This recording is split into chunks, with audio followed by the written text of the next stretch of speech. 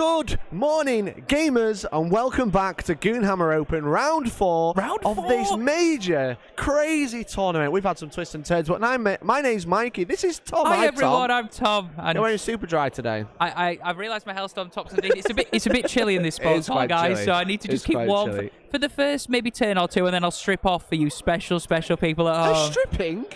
Stripping. I'm already. It's what time is it? It's like 9:30, and I'm already talking dirty talk. Yesterday at 9:30, we were talking about squigs, and the fun things that you can do with those. Yeah.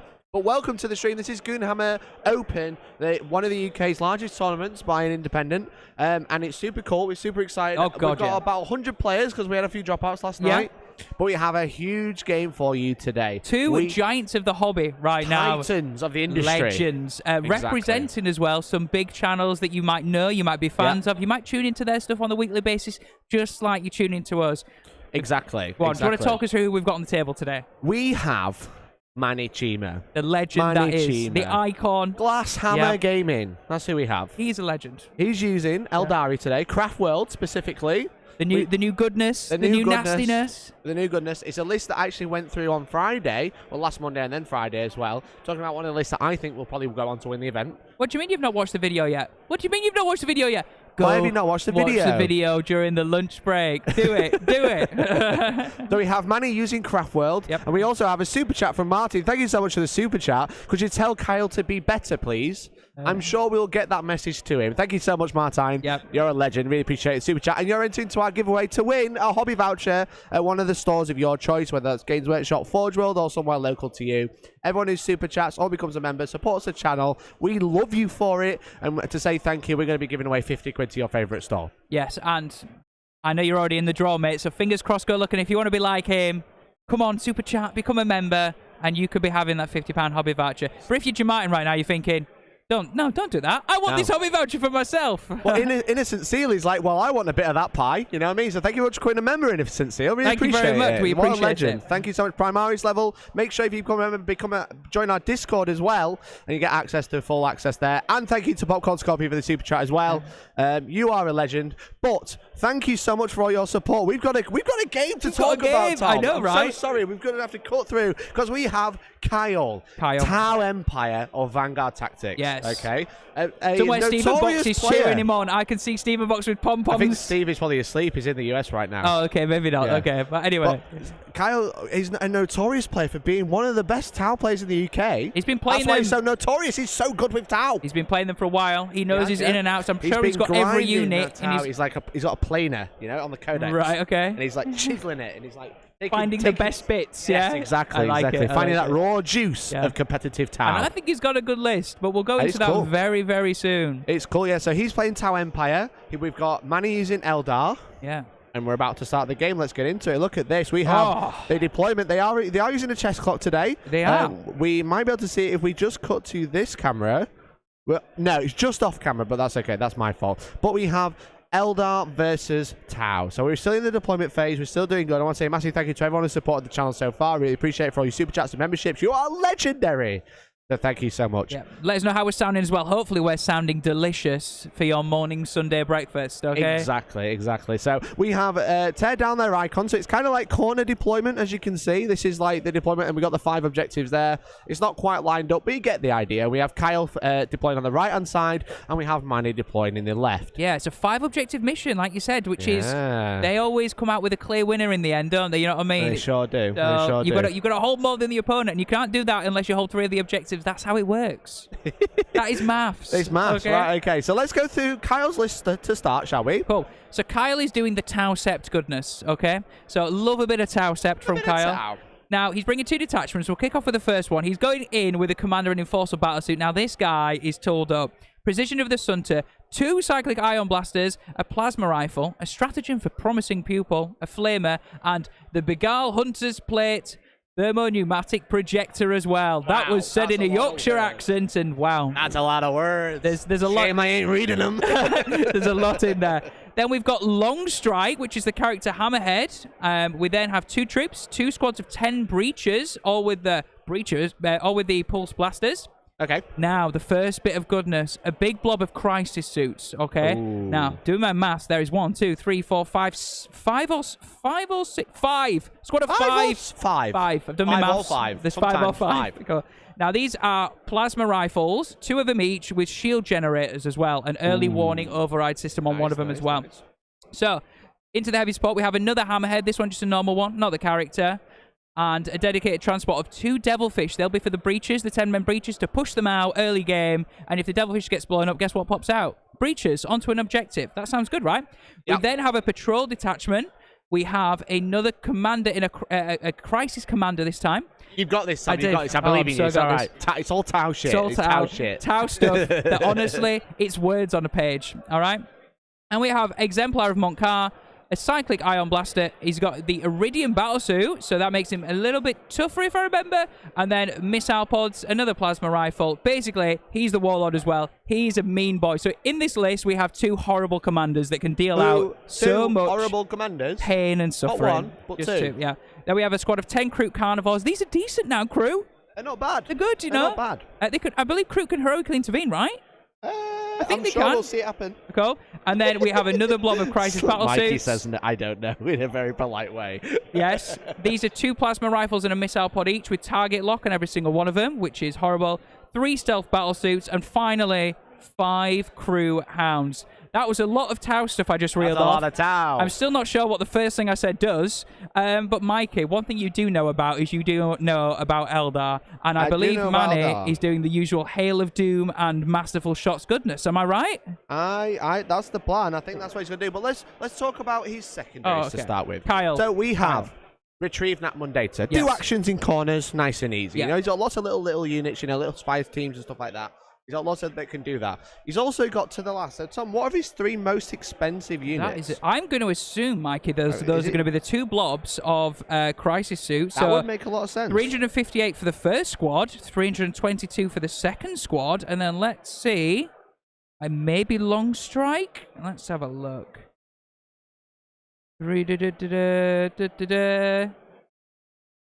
No, Long Strike's 160, so is it the other commander at 195? Ooh, the tension, as I find out what the other one is. It's real. Yeah, it does look like that. You know, it looks like the first commander that isn't the warlord is the third to the last.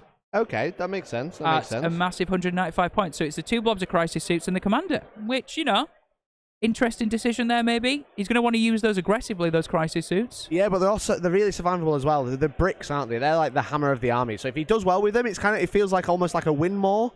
So if he's got a bit of a hammer, he can kind of go in, he can hit with them, and then if he keeps winning, they're going to live. You know, if you kill everything, they're going to live, and then he's going to score to the last as well. Yep. If he loses them, he's probably going to lose the game anyway, so it doesn't matter. Yep. So, but his final secondary is decisive action, which, if you selected the Montcar tactical philosophy, which he has, at the start of the battle, I believe he's chosen Montcar. We should just find that out.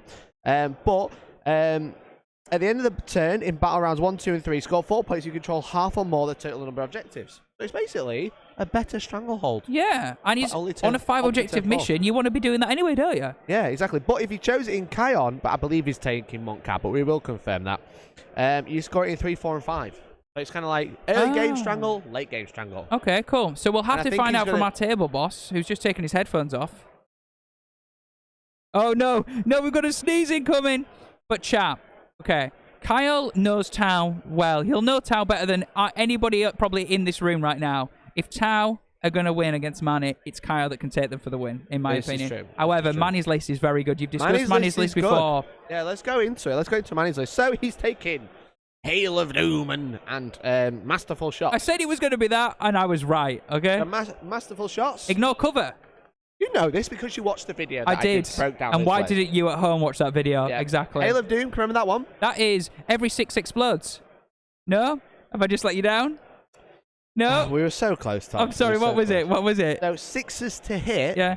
Automatically wound with shuriken weapons. I knew it was 6s do something. But, importantly, it automatically wounds as if it was a 6 to wound, which means it triggers the shuriken rule as well as. So roll a 6 to hit, you wound instead of rolling to wound, but you also wound on a wound roll of a 6, which then becomes the extra AP of the shuriken. So with his shuriken catapults on a 6 to hit, he's going to wound with AP 3. With the Die Avengers, with the Avenger shuriken catapult, they're going to be AP 4 on a 6 to hit, which is really, really Really good. nice, yeah. So obviously this list is just relying on all of the shuriken, so that's what he's kind of going through.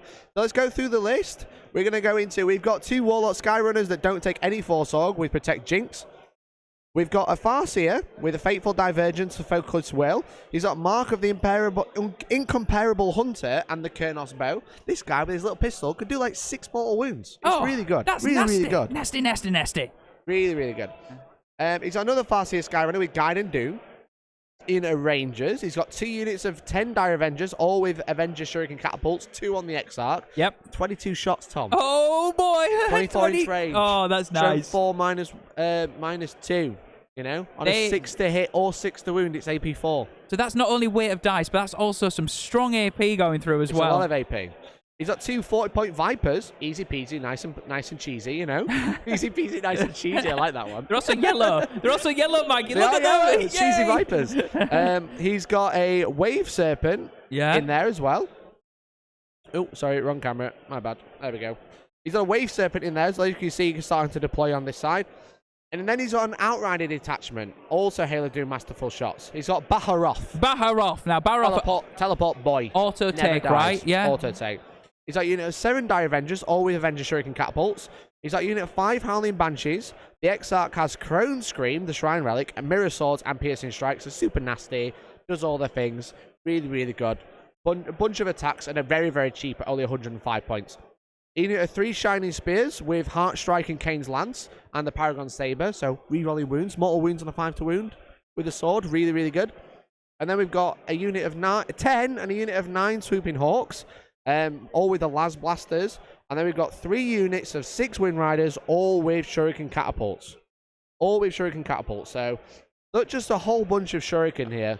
So if we look at Manny's secondaries, as we talked about in the list breakdown, to the last, Tom. Yes. To the last in there. He's got 4 units that are all expensive. He's got the Swooping Hawks, the Swooping Hawks, Baharoth, and the Wave Serpent. And I'm going to go out on a limb without asking the table. Yep. He'll be choosing Baharoth as his to the last. I would imagine Baharoth and then the Swooping Hawks as well. I would imagine. Because then Swooping Hawks as well can come up and move straight away once they've done shooting, so right? Instead of battle focusing, which is after a unit is shot, they can move 3 inches. Yep. Basically, Baharoth and the Swooping Hawks could just deep strike. They just take off the table and come back down more than 9 away. Which means that if you wanted to do something, you could put them in the corner, out of the way in a ruin, and just do the same again, right? You can yeet your Swooping Hawks, shoot something, and then they'd be like, actually, I don't like this, and then just teleport away. Yep. It's really, really good. So they essentially teleport straight after. It's crazy. So to the last, really good secondary. He's also gone for Retrieve Natmun Data, which is obviously do actions in a corner, and he's gone for Stranglehold, which is like a worse decisive action, which is a better Stranglehold. So they've basically got the same secondaries, Tom. That is, they are literally going to be... The difference is decisive action, which is Stranglehold but Tau. Tau's version. I only just realised, and I think that's very funny. They're literally going to be playing the same game as each other. Table corners for that Nakmund. Both have got those redundant units to be able to do that, as long as they can come on in those corners and not get screened out. Yep. And then the rest of them are going to be a case of, let's hold those 3 objectives that we need to hold to win the game. Yep. And then let's not let our important stuff die. Exactly. However, we have, after we've just done our really big competitive analysis, we have Chapter Master Valrak who turned in, who's basically turned up and said, IKEA Eldar. IKEA That's his only understanding of Eldar. It looks yellow and blue, so therefore it's from IKEA, okay? Valrak probably won't have a clue what anything is on the screen right now, but Valrak, it's Xenos. We know you don't like it. It's fine. Good to have you in the chat, buddy. Exactly, yeah. And Gary P, just to clarify, the terrain was set up slightly wrong, so they just did swap it during the deployment. So that's why they were moving terrain while we talk about lists. So don't worry about it. You're all good. You're all good. But thank you very much, everyone, for tuning in. And Val Heffelfinger has said he stayed up so late that the Goonhammer Open is streaming, because I believe he's covering the Bay Area Open. Oh wow, he's not had enough of his own stream. He's gone, I'm going to tune into somebody else's stream before bed. But hi, Val. Hope you're well. Hi, you're Val. a legend. Do you want to take any really good tips from us? Because we're like pro streamers. The godfathers of streaming, obviously. Yeah, exactly. So what you should do now is go back to the hotel, watch Transformers on TV, and order some Chinese food, because that's what we did last night. Yeah, we did do that. Yeah, and we were asleep very early because we were tired, very tired. But thank you so much for tuning in, everyone. Hope you're all doing well. Welcome. It is currently 10 to 10 in the morning, so thank you very much for tuning in. You're a legend for tuning in at 10 to 10 on a Sunday morning to watch Manny Chima versus Kyle Grundy, Vanguard Tactics versus Glasshammer. We've got all the drama. We've had Night Lord versus Orc, which was a really good opener. That was a great game. And then we had brother on brother. You know, they turned on each other and went for the necks, went for the throats. You know, but which brother was triumphant? You'll have to go back and watch Game 2 to find out. It was a great game between. The superior brother was better. You know, who came out on top. That doesn't give anything away. The other one was disowned. He'll have to go into like the desert with a cloak, and he'll have to go and like study the blade and then come back his honor. And then come back and take on his brother in Mortal Kombat once again, yeah?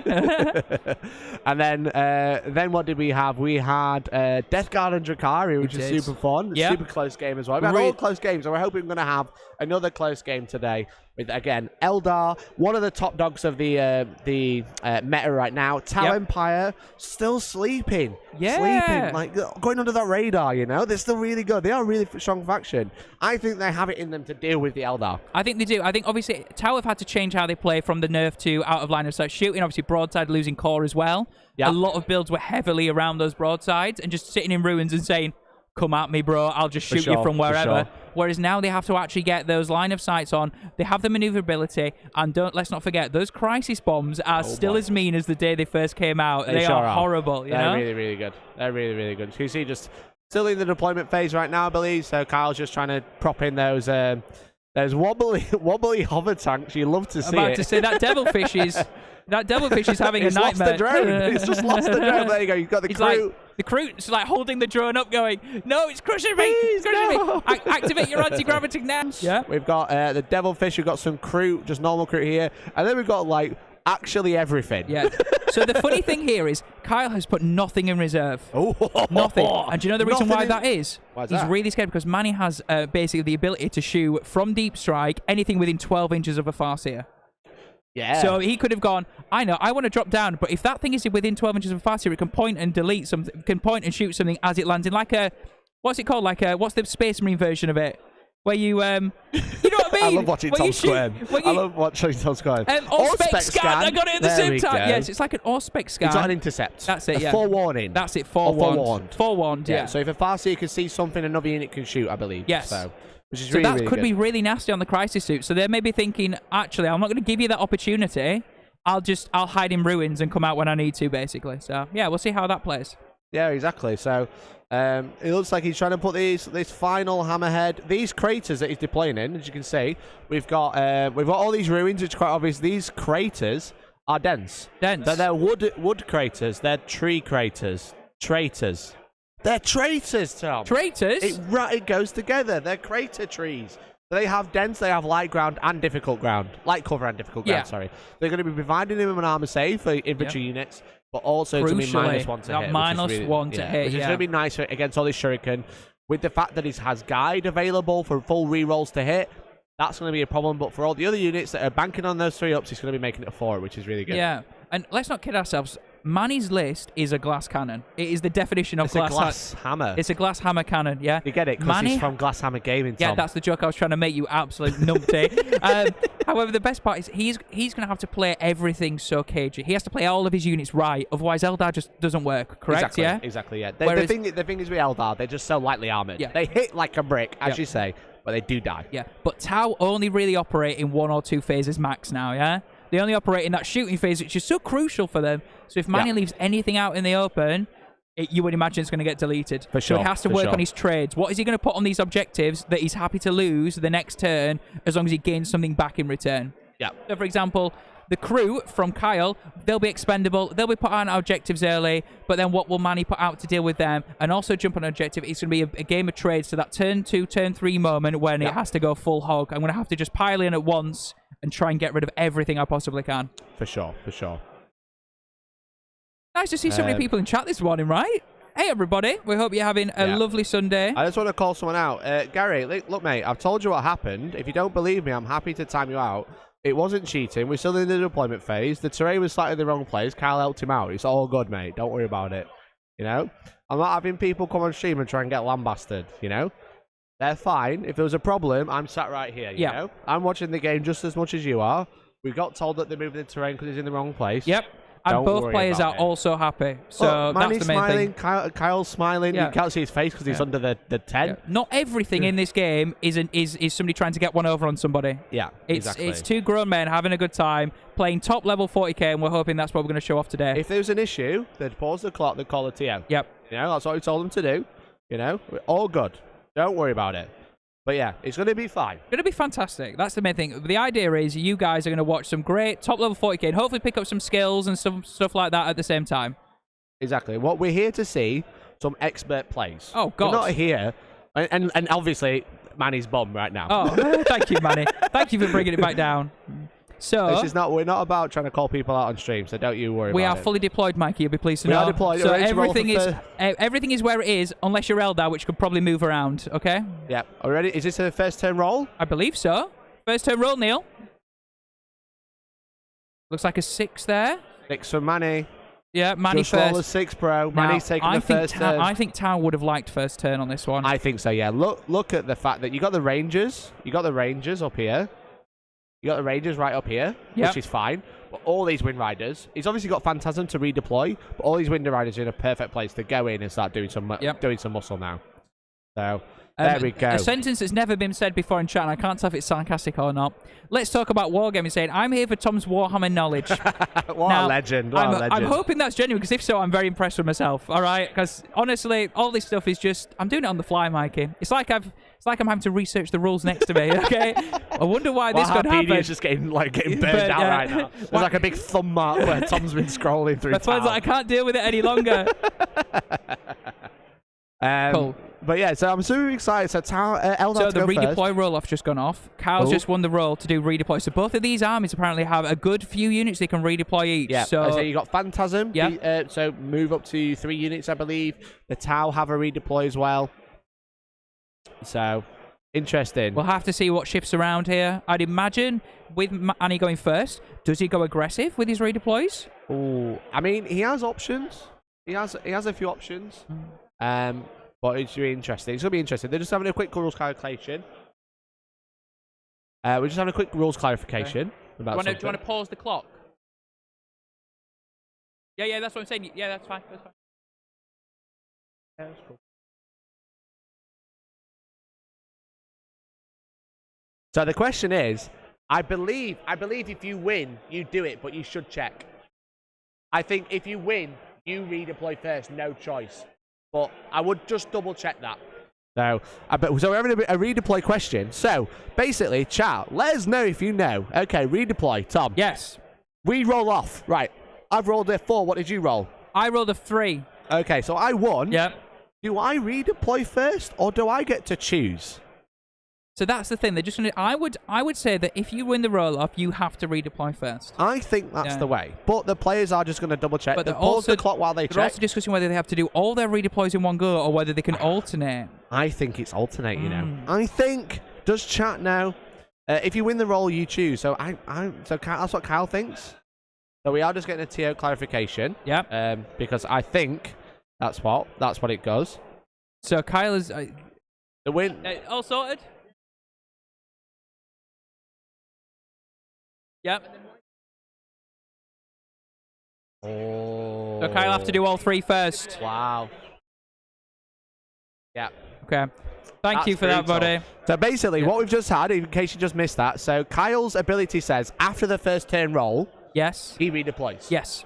Manny says at the start of the first battle round before the turn begins. So therefore, it's a different order and a different sequence. There's an invisible barrier. Order. Yeah, it's like a barrier. Order. Yeah. We're going down it. Right, we've done the roll off. Who's going first? Manny's going first. Right, Kyle redeploys. Yeah. Right, now we're going to go into the turn. It's the start of the first battle round. Now Manny redeploys. They're not in the same bracket of wording, unfortunately. So therefore, Kyle has to do all his. Yep. And then Manny will get to react to his his movers. So that's what the players have agreed on. That's what it seems to be working. So that's how it goes. And again, the main thing is both players have agreed that. So even if somebody in chat it feels like that is read differently, that's not a problem because both players have agreed. They've shook hands on it, and they're just cracking on. They're just chilling. Yeah.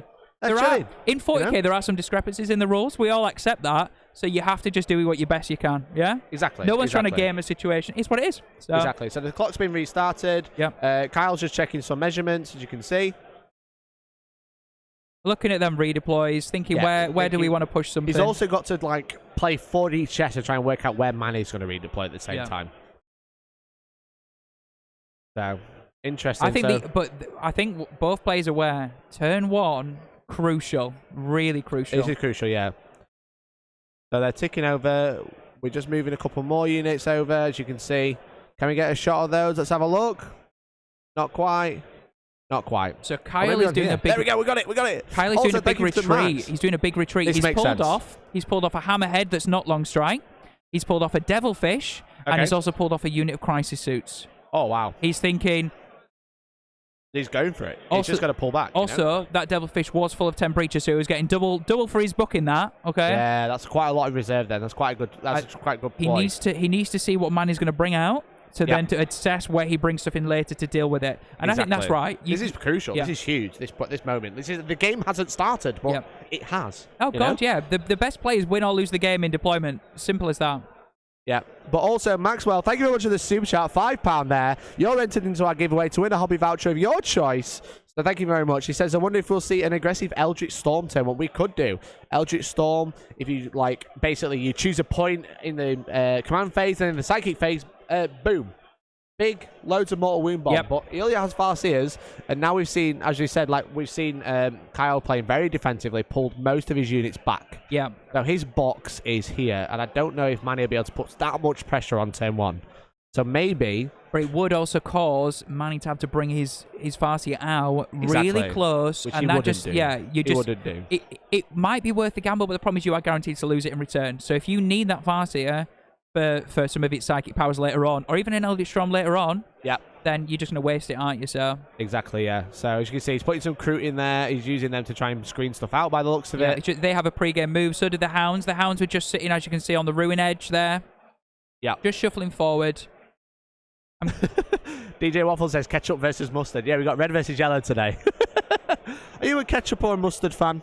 I'm all over the ketchup. I'm a ketchup boy. That's gross. Yeah. Mustard all the way. But there we go. I think we're just about done with redeploys now. Well, Manny will get to do some next as well. Don't forget. Because it's technically different phases. Very strange wording. Yeah. I wonder if there's a proper clarification, but for now, we're having Kyle do all of his redeploys, and then Manny will be able to do his too. So he'll be able to, if he wants to, bring some stuff up and be really aggressive, but also if he doesn't want to, he's just be able to save CP. Yes, agreed. Which is good, because the Phantasm's 2 CP, and he's only starting with 6. Yep. So I think there was just a little bit of a discrepancy over the Rangers. He would have had to stay out of 9 inches with those Crute Hounds. Yeah. So I think he's just had to try and remove them or put them back in a certain place so they actually are within the correct distance. For sure. Cass Ellen says, that'd be good if we get the game going. The thing is, this is the most important phase. The pre-game phase. Deployment is where you win and lose games. If you deploy badly, you redeploy badly, you lose the game. That's just how it works. So this is super important now to make sure all of this is right. So apparently Kyle's main thing right now is move blocking. He's really worried about swooping hawks, which can just go wherever they want. And so he's trying to think, right, I need to deny space. I accept I'm going to lose things like my hounds, my carnivores. But you'll be able to see there's a bit of a wall, Mikey, between Kyle's.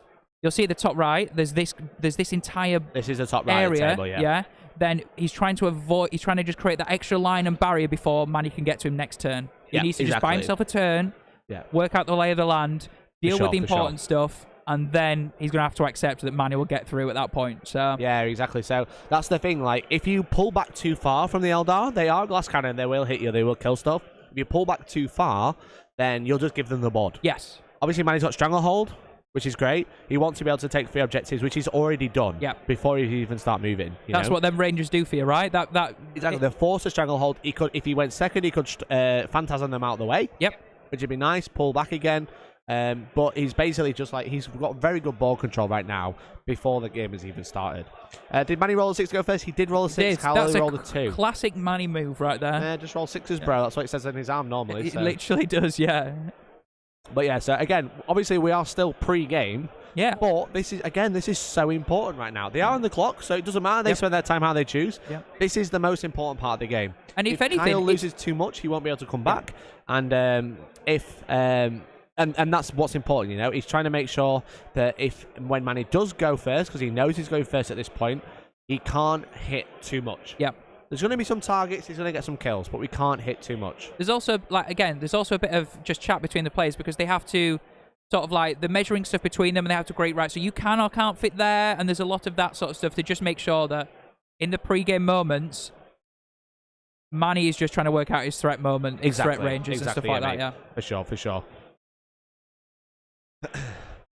But it's quite interesting to see these players adapt to the situation, and both armies have been able to do that. And again, that's what's important. So we're just measuring out some threat ranges with those dice, but they are.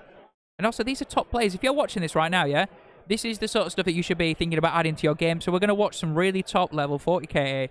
These are the moments that matter. When we're just, you know, throwing units down from deep strike, these players don't do that. They're thinking really mathematically about where my opponent can go, how much am I denying, what they're thinking a turn or two turns ahead, you know what I mean? Yeah. Is the center objective allowed to be under terrain? So by the rule book, no. Yep. But if you didn't have that, they'd be very open board. So most tournaments do allow an objective to be under terrain, and you just have the capture zone out there. So you see number 5 right in the middle. Yep. So those are Strands of Fate dice that have just been rolled for Manny there. So is he going to re-roll any? That's the question. Because he can re-roll up to 2. So he's taken an advance, a charge, by the looks of things. Yep. A cast and a hit. Okay, so obviously Strands of Fate being automatically put in a 6. So an advance, so he can, obviously most of his weapons are assault weapons, so super fast if he needs it. A charge, maybe he's just saving that for later. I don't know if there is going to be a charge this turn because everything's so far away. You know, a cast is obviously super important. Being able to guarantee a guide, guarantee a doom, because it's what charge 7, you need to roll a 1. So you're basically just close to getting a perils, which you ignore anyway. Yep. Being able to get jinx and protect off automatically, which is super good. And then obviously a hit roll. I mean, power off. Yeah, he's just got loads of shurikens, so who cares? You know what I mean? I think so. We've just gone through redeploy shenanigans player 1. We're now going to go in for redeploy shenanigans player 2. Okay. Manny's turn to do his phantasms and his Manny's phantasm now. Manny is again very unsure. Both of these players knowing how crucial this is that they get these redeploys right. He picked up a wave serpent. He's walking around with a wave serpent. I can see. But he's very unsure what he's going to do with the wave serpent.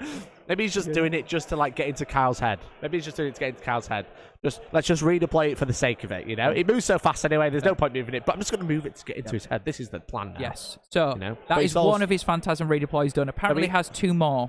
Okay, so he has spending fan. It's interesting that does he need it? I guess he can react to it so much. Yeah, it's so strong.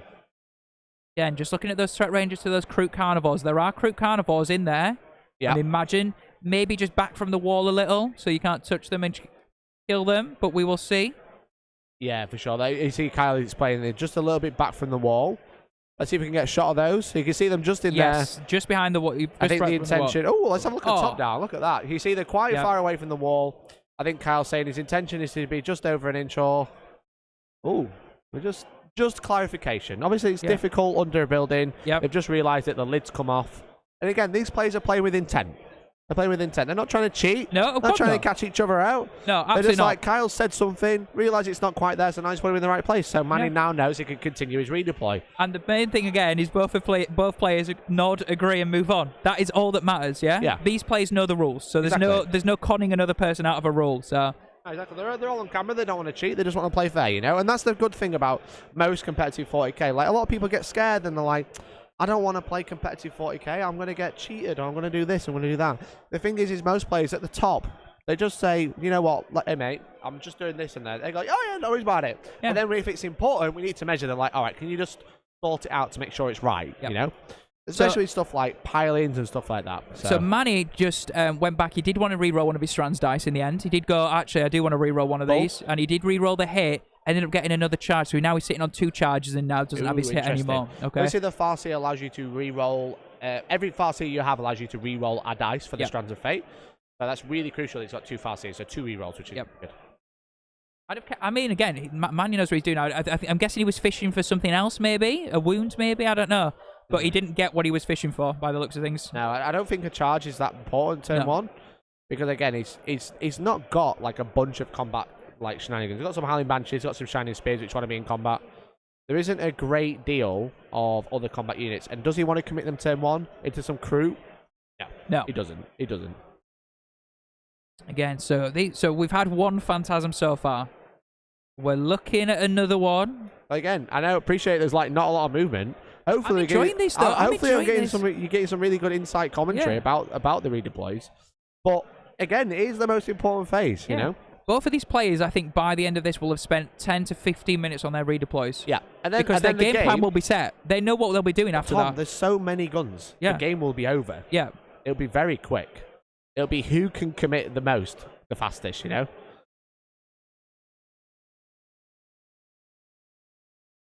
So that is the Rangers using Phantasm there as well. Okay. Interesting. Going up onto the top. Are they going up to the top or are they counting as the bottom? I'm sure. I imagine they're counting as the bottom just for ease. So. We will find out. Are they on the top or bottom? Angels.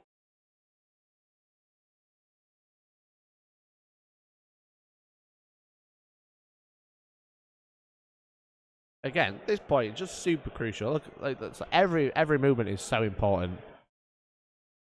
Okay. Confirmation from the table. They are where they're placed. 4 on top, 1 on middle. Okay, that is agreed and all fine, so that's all that matters. Obviously, what Manny has to deal with there is the Kroot Hounds are below, so he couldn't move through them. Okay. You can't end near them, as in within engagement range. Yep. So you've got to be 9 away. I want to be in that terrain still. I can't currently. I'm going to have to go on to a different level. Yeah, because obviously it's all Pythagoras is 9 inches, you know? Yep. This isn't Deep Strike. Nope. Deep Strike is not Pythagoras. Agreed. But this is. So as long as they're 9 away, as you can see. Let's have a look, see if you can see the right angle. You can see there, look, they've probably got a 9-inch distance. I imagine so. Or maybe it's a bit different. I'm sure we'll get clarification on that. It looks close, but we're watching from a fly on the wall. Yeah. We're not measuring. I'm about to say... You got a tape measure, Tom? I haven't, mate. I've got my eyes. But guess what? Doesn't matter. Honestly, mate, doesn't. All good. What I really love, though, is this Tau player, Kyle, knows he has the ability to shoot Manny off the table in 1 turn. Yeah, he does. Big time. It's just whether Manny gives him that opportunity or not. Noticing Manny doesn't want to. He really doesn't want to. So going first is kind of okay for Manny, but now because Kyle's been able to pull back so much, what's he going to be able to hit? Is he going to kill some crew? All right, cool. You know? It looks like we are in the movement phase now, though. I don't think we're still redeploying. I can see some Shining Spears on the bottom of the board, Tom. So, yeah, those Shining Spears were phantasmed up, and he's just trying to measure line of sight. Sorry, they just moved. We're in the movement phase. We're not in Phantasm phase. That's like, why the Rangers are so close. So many Phantasms. Yeah. We didn't get the AOK to say we're in the movement phase now, so I thought Phantasm was still going ahead. But no, that's it. We're in movement. It's Sunday morning. We're all good. Now, guys, you can stop. We can start like actually seeing what's going on. Look, we're moving. Look, stuff's happening. Look, Manny's like, look, I'm moving. He's there. He's like, look, if I'm moving. Lists, you'll find them on BCP or in the description. Yep, you can type !lists, or there's a link in the description as I mentioned to Best Coast Parents. You can see everything in the app. You can see everybody's list, including the ones we're watching right now. Look at them wearing the colours. It's literally like they've got team strips. It's like we're watching a proper throwdown. Yeah, exactly. So they're just measuring threat ranges again. For Manny, this is all or nothing. This is all or nothing right now. You know, he's just going for it with those Shining Spears. They are super strong. Yep. A really good unit. Very cheap as well. Cheap throwaway unit. And it looks like he's wanting to try and get into cover by the looks of it for a charge, but I'm sure we'll see. It's going to be interesting. Again, I don't think Manny wanted to go first. I think what he wanted is the Tau to come out. Both redeploys happen. Kyle redeploy, Manny redeploy, and then into cover, and then see where Kyle's threats are, redeploy out the way, let him come out, because Tau have to come down and do the business, you know. Indirect's obviously been nerfed, so if they're in cover, then, you know, they're just getting a really good save against it. And then Manny could then capitalize on Kyle's. Basically, Kyle's like having to show his cards because he's got Stranglehold, etc. But it looks like that that Manny is now a little bit stuck of like how to commit. Yeah. You know, he got to commit, but how does he? Well, does Manny have to accept he can't get to that block on the top right? Yeah, he can't really. He's just going to have to with just go. I have to prepare for turn 2. Yeah, I don't think he's gonna really struggle to prepare, like to engage with it, unless he really commits. And again, like the first turn, guys, it's like being in the right place against Tau is like super crucial, super crucial. So what Manny is currently trying to measure up is he's really stressed about the crisis suit bomb that's still in there. One's been pulled off the table, but one is still in there. He's trying to measure how far they can move out from behind that row in, and therefore what they'll be able to see. So you see these tape measures. They're just trying to draw angles between, right, that's the max your crisis suits can move, and I'm trying to just make sure you can't shoot them with your plasma, your cyclic ion blasters, your flamers. All the things, because the Wind Riders die. Yeah, they're only T4, 2 wounds. They're just a Primaris Marine on a batter, basically. They moves really fast. So obviously, like that line is saying, like, this is where the obscuring ends. You can't get past this. So my intention is that I'm hiding. Yes. Which is fair play. Yeah, of course it is, yeah. Now, I wonder if that's a normal move or an advanced move. Well, like, for the crisis suits to come out. Yes. Yeah, I imagine it's an advance, because that looks like about 12 inches there. So, but there you go. That's the intention. Obviously, Manny's trying to say, look, you can't come past here. I'm hiding. I've got all my bikes behind this tape measure. Yeah. Which is fair. It's really, I mean, again, the bike models are very cool, but you are literally just like trying to do them back, front, forwards, just to squeeze them in as close as you possibly can, right? Exactly, yeah. So, because he's got to push out, he's got to be ready. Because if they win, and then Wind Riders are still there next turn, like they will just delete something. They will delete a lot. There's just so many shots. And 4 shots each. They'll then have access as well to jump behind that brick as well if they want to see anything behind there. Because all they have to do is jump to the right. They've got the range. Yeah, job and done. really engage that objective too. You know, to start really dealing with that behind what's behind there. But obviously they've got Hail of Doom, 6s to hit auto wound. You can proc a Blade Storm, so 6s to hit auto wound and generate an extra shot. Yeah. Brutal. Also, little things like we know that Manny has some Dire Avengers in Deep Strike as well. You know, turn 2 as well. Kyle's going to have to consider how he then starts shielding out. And, you know, he can't sit in that corner all game. He can turn 1, but not for the rest of the game. And also those Wind Riders and Rangers are starting to screen out, because I believe, is it Monka Strike turn 1? It's a Tau essentially drop pod. Oh, nice. Okay.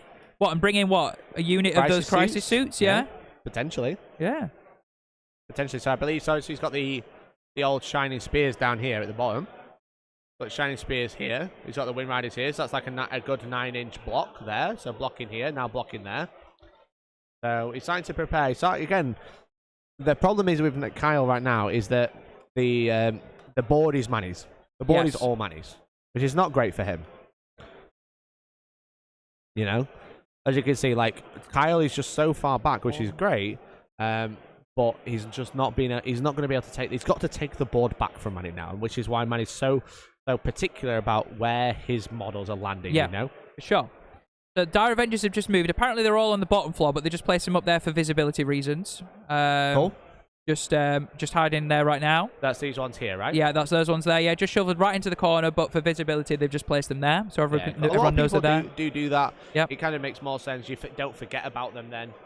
Or sometimes you just take the top of the building off, you know? I mean, yeah, that was a very much an easy option. But not all of them can do that. So no. They're spending an advance roll by the looks of it. They're spending an advance roll for the Howling Banshees. Yes. There we go. So Howling Banshees are getting out of the Wave Serpent and automatically advancing 6 with that Strands of Fate. And I'm going to imagine they'll, tuck right against that wall, out of engagement range of crew. Yep. Realize you can't actually see what's happening there. You can see the players, though. They look great. They look fabulous. But I'm assuming Howling Banshees can advance and charge, Mikey. I believe so. I'm assuming they can. But we'll find out. We're about to find out. Kyle is Tau Sept because he is using Long Strike. Yeah, so it's Tau Sept versus Hail of Doom / Masterful Shots. Yep. This is the game. This has been. You forget how much Warhammer has already happened, even though we're in the top of 10-1. You know. The top players know that movement redeploys where a game's won and lost, and that's all that really matters. You can see them scanning over the battlefield, wondering, can I put something here without it getting shot? What's Kyle going to do in return if I do put this here? It's all stuff you have to go through in your head. Yeah. And they're both just chilling, you know, they're both having a good time. You know, they know it's a stressful game. It's round 4 of a tournament. It's a 100-man event, a large event in the UK. This is Goonhammer Open. It's all to play for. Yep. They write all the articles. You've got to make sure you do well, right? Oh, exactly. They've got 2 really strong armies. They're both representing their own team. And, yeah, it's going to be a really interesting one. So you could just see, though, how much is in reserve. Like, look at all those tanks and all the hammerheads, the crisis suits, all those die avengers, all in reserve. Oh, that's the thing. You forget how much stuff that Kyle's going to be able to bring on. Yeah, exactly. You know what I mean? And everything he can bring on has a really good alpha punch as well. You know what I mean? Those crisis suits, there's breaches in a devilfish. You know what I mean? It's horrible, right? For sure. And yeah, we do have Overseer Neil in the background. He's the one who's keeping us up to date. So if we miss anything, we can blame Neil. But if we get something right, we can thank Neil. It's great. So I'm now going to speak directly to Neil with chat listening. Hi, Neil. Chat say hi, okay? You have to be really good this game and give us all the information, all right?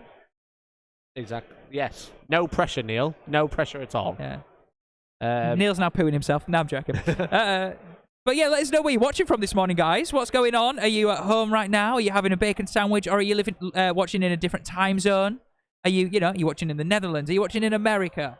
Yeah. We want somebody in every country before the end of the game. Let us know where you're watching from. Chatsmas Varric says, Unleash the Space Marines. Listen, if I was playing Iron Hands, I would have battered both of these armies now by myself at the same time. 4,000 points versus 2,000 points, yeah? Easy. 1 Iron Hands drop pod, 1 character Dreadnought, we're done. Dead. Wow. You do know that character Dreadnoughts now don't get bodyguard, right? Yeah, you just put 3 Redemptors in front of them. Easy. What? So you have to go through the Redemptors first? Yeah, exactly. Yeah? Good luck. Oh, Chapter Master Varak, send dirty pics, please. He said he's watching in the shower, which actually I believe. I'm not going to lie. Has Manny redeployed his Rangers? No, he just moved them, buddy. Yep. We went to the movement phase, so that was just... We're in the movement phase. This is crucial now. There's been no more redeploy. There's only 1 redeploy. It's just moving the Wave Serpent. So... I believe that's a... ability they've got. They can obviously loads of people have redeploys these days, so very crucial. Western Australia, Netherlands from Martin, Netherlands from Twitch H. How's it going? Get called out. What's watching from Sutton? Reheating a Chinese. Excellent. And it's Steve is having the hair of the dog. Oh, excellent. Excellent. Thanks for tuning in, guys. Hope you're doing well. Sorry about the butt shot. Butt shot from Manny. We don't have a preview. That's the other problem. Oh, yeah. Oh, look at that concentration from Manny. As somebody said in chat, the Battle of the Beards. You should be joining them for the Battle of the Beards. All Wargamers have beards. Yes. You know? Well, I don't. So what are you trying to say? You're not a very good Wargamer, clearly. I'm a baby Wargamer. I'm growing one very slowly, okay? And it will eventually be very, very big and very wholesome, okay? Happy birthday to yesterday for that guy. Birthday hangover. Happy birthday. We had a good one.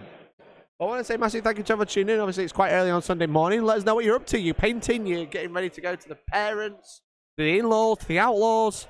Let us know what you're up to today. And thank you very much for hanging out. You'll see there, Swooping Hawks there, Mikey. Just move from one ruin to the other. They got an advanced roll of a 1, but it's still enough to get them into that ruin. So that's all that matters. That made sense.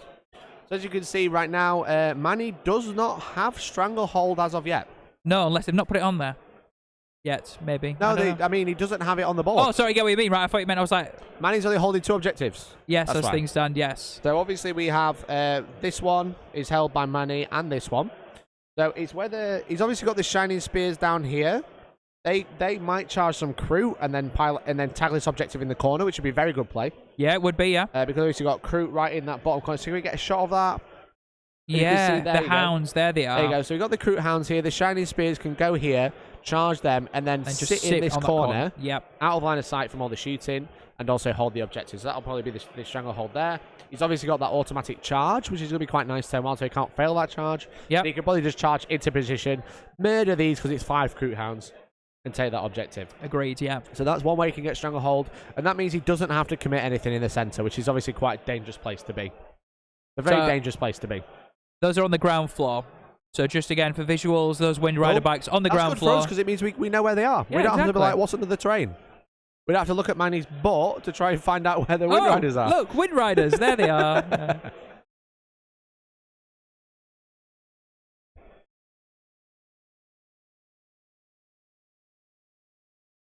Castellan, I haven't hit puberty yet. However, I will let you know when I do hit puberty with my high squeaky voice. Okay. What's the? Ooh, what's the? So, the mission tertiary for this is the detonating bombs one, isn't it? Oh, that's a difficult. Weird one. It's difficult to do, isn't it? A very strange one. So you have to do an action on an objective, right? Yeah. And then you have to. It's within their opponent's territory, so therefore you can only do it on 4 and 2 for Manny. You can only do it on the. Yep. And 3 and 1 for Kyle. Yeah. A really hard one. So probably not, but we might see a max out of a primary if they get a full take and hold. Yeah. It's gonna be really hard to max it out without that. Yeah. So both players have got to. That's probably why they both take a stranglehold, because they've both got to keep holding 3. Yeah. You know. They're not going to play for those secondary for those tertiaries unless they actually get them. So. Yeah, exactly. Hey, Balrock, thank you much for the super chat. What a babe. Let's get you into the giveaway. Absolute legend. Thank you so much for the 5. All super chats and memberships are super cool. They really help out the channel. As we mentioned, we'll be giving away 50 quid to your hobby store of choice. If you super chat, I'll become a member this weekend. So thank you so much, buddy. Let's get a poll in chat. Let's go in. Who would you like to win? Tom, who are you rooting for? I don't know, because I like both these boys. I really do. Both legends. I'm gonna have to say. I'm gonna have to say Manny. You're rooting for the Eldar. Why is that? I don't know. I just feel like I like the glass cannonness of Eldar. You have to play them right, and if you play them right, they reward you big time. Okay. But if you don't, you know you've lost. It's as simple as that. So. Interesting. So this is the Shining Spears in the shooting phase, shooting some shuriken catapults in the bottom right of the screen. Just so you know, in the psychic phase, Manny failed guide, but then it used a CP to re-roll. It got a 6/6, but he ignores the perils. Nice. So that's fine there. Hey, Tom, we've just been corrected by chat. Why? The prime explosive just has to be in your opponent's board half. Oh, okay. And then you put down a primed objective explosion marker. Right, okay. A primed explosive objective marker, which is where the confusion lies. So you have to put them down and not get them diffused. It's a very odd mission. So the Kroot Hounds have just been killed by shooting. So that means that he's not going to be able to charge them. But does he battle focus away? Is that a thing he can do with Shining Spears? He can battle focus 3 inch in any direction. Yeah. You know? That's quite interesting. It'd be interesting which objective he's planning to take then. So he hasn't battle focused. He's moved on. He's left them. He decided he didn't want to because they're in a good position hiding. So maybe he isn't playing for Stranglehold this time. We'll see. Maybe he's playing more defensively and thinking Stranglehold later. You know. Or there's still a play to go. The Rangers are up there. The Rangers have just deleted the Kroot Hounds below them. Okay. So those are gone. Interesting. And they're now battle focusing by the looks of things. Yeah.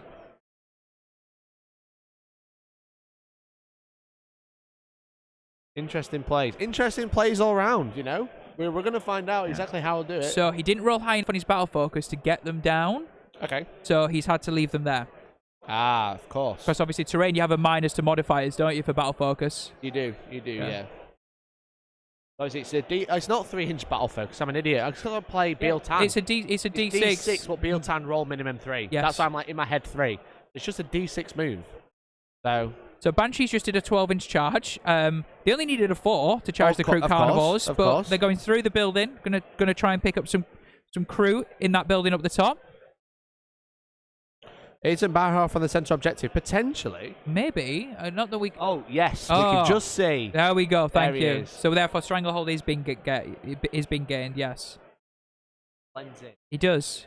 He's the colour of the crates. He is the same colour as the crates. My apologies. Max, thank you for paying more attention than us, clearly. We're having too much fun. You can't exactly see him there. The Stranglehold. All good. Yeah. He's got it. He's got 1, 3, and 5. So now those Banshees, again, they got a massive 12, which Manny wasn't expecting, so he's just taking his time to just make sure they're placed a little... I'm thinking, again, if he slays them, he'll be able to then move forward and do more move blocking himself. You can't use 2 fate dice for a 12-inch charge roll. You can only substitute the 1 dice. I think it's per dice, not per dice roll. But it doesn't matter. It's all good. Doesn't matter. All good. I don't think he used it. I think he just rolled it. I think he just rolled 12, yeah. No. So we're all good. And anyway, but Strands of Fate is per dice. So. Yeah. The Banshee Exarch just killed 5 Kroot Carnivores on her own, and they're now just rolling up the rest of the ones. I imagine this is a squad of 10 dead Kroot Carnivores. Yeah. They're just picking them up now. Yep. Derek's watching from Michigan.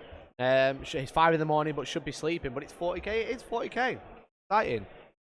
Neil wants me to do a blender sound effect because everything has just gone and blended some Kroot Carnivores. So the Banshees have done. Yeah. Banshees have done. Murdered it.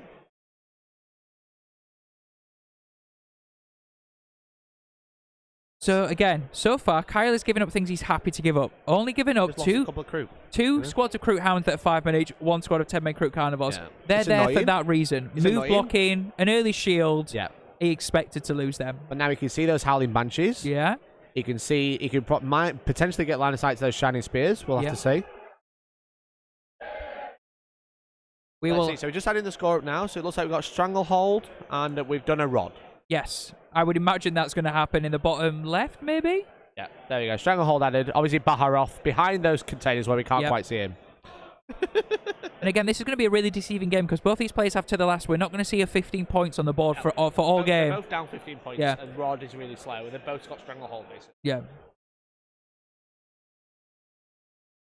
This entire game is going to come down to turn 4, turn 5, and we actually see the final points. Exactly. It's interesting. It's definitely interesting.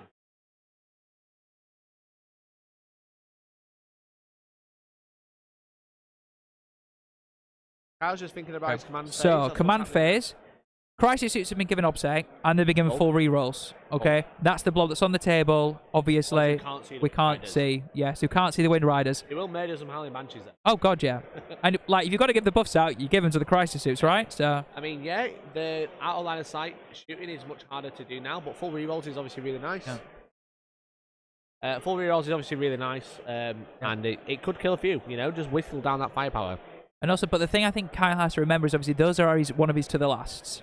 You can't throw them out if you don't want to lose 5 points. No. You can't eat them, no. You've got to be careful. So again, turn 1. Redeployment is the most important phase of the game. Turn 1 is the second most important. Yeah. You know? After that, the game is pretty much in a set motion. It's going down a certain avenue, apart from the odd bit twist and turn. And yeah, this is why it's so crucial. For sure, for sure. What's your thoughts on this game, Mikey? How you're watching this right now? Who do you think's got the stronger list? Who do you think's in the ascendancy? I think turn 1's crucial, you know, for Manny. I really do. I'm gonna go out there as Warhammer's top content creator according to Games Workshop. How confuse me because they just seem to have. They're just so toolboxy, and it's hard to know exactly what they'll be able to pull off. Now I understand Eldar's toolboxness. Toolboxness. Toolboxiness. Yes, that's a great word. Yeah. I understand their tricks a lot more, you know? I understand their tricks a lot more. So I have to go Manu, but I think that's just because I'm talking about, Tom, very important point I've got to bring with you, my unconscious bias. Okay. My unconscious bias towards the Eldar because I understand the army. Okay. Now that's to say I dislike Tau. Yeah, yeah. I'm trying not to say I dislike. Nope. I mean, they are annoying to play. Yeah. I'm not trying to say I dislike Tau, but due to my past experiences of playing against Tau. Riptide spam. Yeah. Horrible shooting you off the board and not giving you anything to do. Spam. I've got an unconscious bias against Tau. Yeah. But I'm trying to be an adult and trying to talk to you about it right now. Okay. You know? Do you know what I'd like to see on the table? And I'm sorry, I know this is coming back. I love seeing hammerheads on the table. It's so good that they now. I've seen some use on a top table of a huge competitive game, yeah? Again, hammerheads have just been sat on shelves for ages, and look at them, ignoring vulnerable saves. They do. Insane. Screw it. Get gone.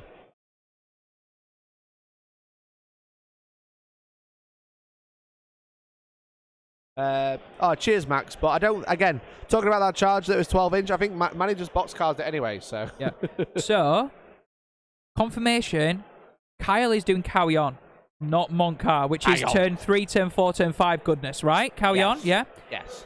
Something on Carry On allows him to pull something off the board at the start of the turn. He's pulled the next Devilfish off the board. He has. We can see there's one missing Devilfish in his deployment zone now. Yeah. Again, that was full of breaches, I believe. Yep. So that, again, more utility for Kyle to come down later on in the space that he wants and try and find the gap to pick on the things that he wants to deal with.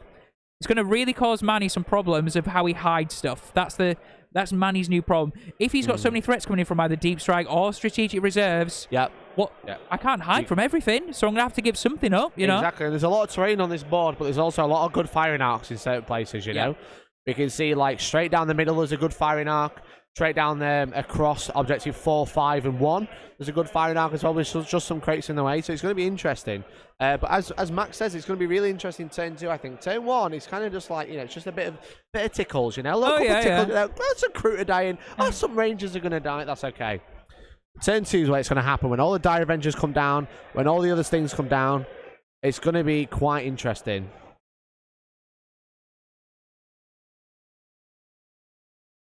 Very interesting. So as you can see, it's just, again, we're just tiptoeing out, you know? We're just cheeky hammerhead. Coming to see what's going on. Is he gonna fish for that wave serpent? Is he gonna? That makes sense, but there's nothing in there now.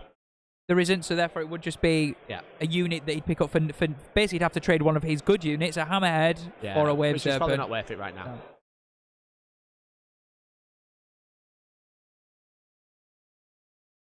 Just doing some CP shenanigans, just working out. Gaining some command points. Yeah. And then start the turn. And then Kyle's going to be using a stratagem now. He's a legend. He's got cards for Neil, so Neil can tell us what it does. That's a legend. Legendary time.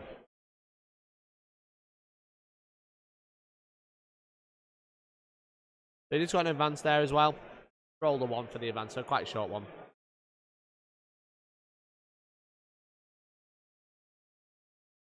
So, it looks like he's spending a CP to disengage the drones from long strike on his hull and move them out. That's what looks like is happening right now.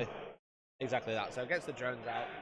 They get to disembark from the hammerhead, essentially. And guess what they do? They deny space for those swooping hawks. They deny space for anything else to come in. Yep. Because one thing that neither player have in this army is the redundancy to give anything up for shielding out.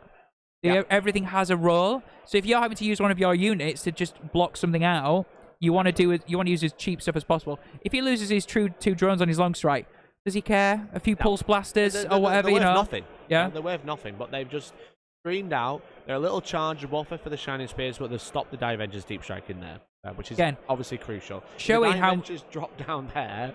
That's it. Done. Game's over. But also showing again. Kyle knows his army. He knows he has that in his locker. He can do that again, probably next turn with all of the other. He's got more hammerheads. He's got devilfish that have those as well. You know, really good. What he's measuring there, he's trying to make sure. Obviously, with the drones here, with a 9-inch bubble of no deep strike, something along this line. Yep. Trying to measure, like, if the Dire Avenger does drop here, what's the range? What can they reach? Yeah. 24-inch range. So that's why I've just shoved this line back. As far as I'm aware, that is just over 24 inches away. So now, if the Dire Avengers do drop over here, they can't shoot there, which is very important. Very, very important. This is the only problem with Kyle going second. Is like he's very good at the movement phase. He knows his shit. He knows what he's doing. But the only problem is that he's not got the board. He hasn't got the board control. Manny's been able to take the board quite convincingly here. So it's all about Kyle trying to take it back. You'll see those crisis suits on the top. They've had a CP pot for basically fire and fate. So they're gonna come out. Okay. They're gonna do their shenanigans, but they also means they can pop back next turn at the end of this turn. So look, it's a utility thing. I'm gonna come out. I'm gonna delete your Howling Banshees. I'm gonna take a look at those Rangers. Yeah, got a Viper down the line that you could deal with as well. I'll come down, and then at the end of this, I'm gonna hide again. And you still have the same problem to deal with, Manny, at the start of turn 1. You've now got it at turn 2, and that is a really good thing for Kyle to just have in his locker every single time. For sure. Gambling in this game ends with 5 points in it. We've had a few of those. We've had a few of that every game pretty much, which has been really fun. And what is Castellan said, #1 content creator, how much coverage did you get on the Meet the Real Life Praetors videos from Warhammer? Oh, Castellan. Listen. I was in the video at the start. This is Mikey's appearance in the video. Let me do an impression of your appearance in the video. That was it. That was your appearance in the video. I said my name and the channel. I was also in the other 2 videos, but shut up, Castellan. Shut up. You've really triggered Mikey now, Castellan. You've done it. But I hope everyone's doing well. Thank you so much for tuning in. It looks like the chat is going on Manny's side. Is that 56? Because everyone hates Tau? No, 56 is close. 56 is quite close. Just so you know, I would do a Tau army if I could be bothered. I do like Tau. If I could be bothered. I do like Tau. Seriously. The only thing I would say about Tau, not sold on crew. I'm sorry I said it. They're cheap though. Yeah, but like they just models aren't great. I like crew. The models need an update. Crew Tox. Yeah, the Crew Tox, the big boys from Dawn of War. Ooh, I like it. I like it. Let's all just have some Dawn of War nostalgia in chat, please, okay? Exactly. There we go. I'm loving how cagey this game is. I know to people at home, they might be like, nothing's happening. Everything is happening. Lots of stuff is happening. Yeah. It's like, again, a lot of people might just like go and throw it, go just throw everything in, but this is like so important. So important. They wouldn't have cut Tom. Oh, they damn right they wouldn't have done. It'd have been the last thing they did. GW haven't even invited me because they know I'd steal all the limelight. Brilliant. Neil saying apparently even him watching this game is making him consider start Tau. He's liking how Tau play. Like Tau? Oh my god. Oh my god. We're getting some guys. Hellstormwargaming is the Tau fan group. Okay. I mean, if you start playing Tau, you do have to start watching anime. You know that. I don't know what anime. I don't watch anime. I'm sorry. When you say JoJo to me, I don't know what. That's because you don't play Tau. So if you play Tau, you have to watch anime. I like Pacific Rim and the Gundams and stuff like that. I do. What is that? Not anime? No. No. Okay. With the Jaegers. All right. I'll stop now. We watched Transformers last night. We did watch Transformers. That was good. That's anime. Yeah? No? Okay. All right. Hellstorm to Tau pipeline. Call BuzzFeed. Oh, man. So, there is nothing happening right now other than pre-measuring everything. Yeah. What can get to them Tau Crisis suits? And this is compared to 40k, everyone. It's making sure everything's right, You've got to make sure you measure everything perfectly. If you just chuck your models around, then you'll just lose them, Because there's nothing worse than your opponent going into their turn saying, oh, I can drop here. Did you check that? And you have to go, no, I didn't. So, you know what I mean? You have to make sure everything is checked. What you've also got to remember is that Kyle has got so much in reserve. But he's got so much in reserve that he's got to make sure he doesn't get tabled next turn. Which is obviously, like, a big thing. Yeah. The Howling Banshees are probably going to die. The Rangers are probably going to die. But he's got that unit of Wind Riders. He's got the Shining Spears. He's got all the Die Avengers in reserve as well. We're into Markerlight phase. Okay. So 2 onto the Banshee so far. I believe it's also 2 onto the Rangers on the top. 3 onto the Banshees. Yeah, so I think Kyle's plan is just to clear all that off, get as much shooting off his back, Then a deep strike will happen. We'll see where that goes. But once the deep strike's done, we're not dead. We come back in, we counter. Yep. It's got to make sure there's not enough units that he can screen the board out, which is super crucial as well. Yep. Because if he manages to screen him out, it's all right, Kyle having all that in reserve, but where does it go? Where's it going to go? And it can't land anywhere, so... Right, into the big old Tau phase. Here we go, Tau time. Tau phase. Tau time. Crisis suits first. Look at that majestic beard coming on Splitting. We're doing Plasma into Rangers and the Cyclic Iron Blasters into the Howling Banshees. Okay, cool. There you go. Rangers are, funnily enough, very dead. Yes. That hurt, yeah? That did hurt, yeah. But I mean, they're just a crappy unit. Yeah. They draw out the crisis suits. They force Kyle to spend command points to have to go in and then hide again with Fire and Fade. So forcing CP spent just to kill the unit. But importantly, it's killing a bit of managed board control. That's what's important. They're just killing chaff at this point. Turn 1 is all about movement. Turn 2 is when the fun starts. Yep. So, guess what? Mission complete from the Crisis suits. Banshees are gone. All dead. Rangers are gone. And guess what? As we said, the stratagem to Fire and Fade, which is not called Fire and Fade, but Tau will have some sort of beebity-boop, data intercept, bluefish people stratagem that will allow them to do it. Engage shenanigan time. That's what I'll call it. And there we go. Missile pods are all safe again. The plasma guys are safe again. The Cyclic Iron Blasters are safe, which means they can do it all again next turn. I think that's probably the end of the turn, right? I'm going to assume so. There's not much else that can happen. Much else. There's nothing else to see. I mean, yeah. Exactly, because they both played so cagey. Yeah. Again, they agreed that they couldn't see the Shining Spears, so you can't target them. Yep. And therefore, because you they're only have 2 behind the options. building. That's the problem. Now you can see they're just behind this L-shaped building. They're not touching the building, so they're being obscured. Exactly. So obviously the bases count because that's how ruins work. Because they write the rules as if they had bases and then don't give them bases, but these do. So they're playing everything as if it was on a base. So the floor blocks line of sight, including the building. Harder to hide as well these days, as well, aren't they? 40 mil bases, those shiny spears. 60 mil 60, bases. sorry, 60. Jesus. Into Manny's turn 2 now. So yeah, exactly. we are into I'm gonna have to commit phase probably. Yeah. Is Kyle scoring his stranglehold? No, because he's gone for Kion, so he has to score it turn 3, 4, and 5, I believe. Yeah, 2, 3, 4, 5. It's not turn 1 anyway. Yeah. It's the later one, because obviously if you take Monkar, it's 1 to 4. If it's Kion, it's 2 to 5, I believe. Right. So he lets him play a bit more cagey turn 1, which is nice. So yeah, everyone obviously, maybe I think Kyle has even said this before in the past. People might have been sleeping on Kion because they were like, Monkar, do the early alpha strike with all these shooting goodness, and now all of a sudden, because that out of line of sight broadside spam's gone, they're going, right, we actually gonna have to play a little more reserved, and then Kion comes right into the 4 on turn 4 and turn 5. Why would you do Monkar in this board state? No, you could see Rangers and Howling Banshees, you know. So he's playing the long game. Kyle's want to play in the long game, which is fair. Tau have the long game, Chaos have the long war. That's what it is, okay? They've definitely had a long war with that bloody codex. Tell me about it, yeah. Jesus. So we're just arranging, we're just talking about intent, where the models are supposed to be, trying to make sure things he can't fail. He wants to make sure he's like denying these deep strikes, so just making sure. Manny's come to check the board state as well. So look at the top down. You can see there's just so much stuff in there, you know? There's so much stuff. Again, we've talked about time. We've talked about time. You know, we've talked about the intent, you know, so we're trying to make sure that everything's right now before Manny goes into his phase. Yeah, so they're also just counting how many things are on the objective as well. Of course, yes. Manny's thinking... You can just go grab it, you know. So back over to Manny's time now, and we're going to go into, by the looks of it, Manny's turn 2.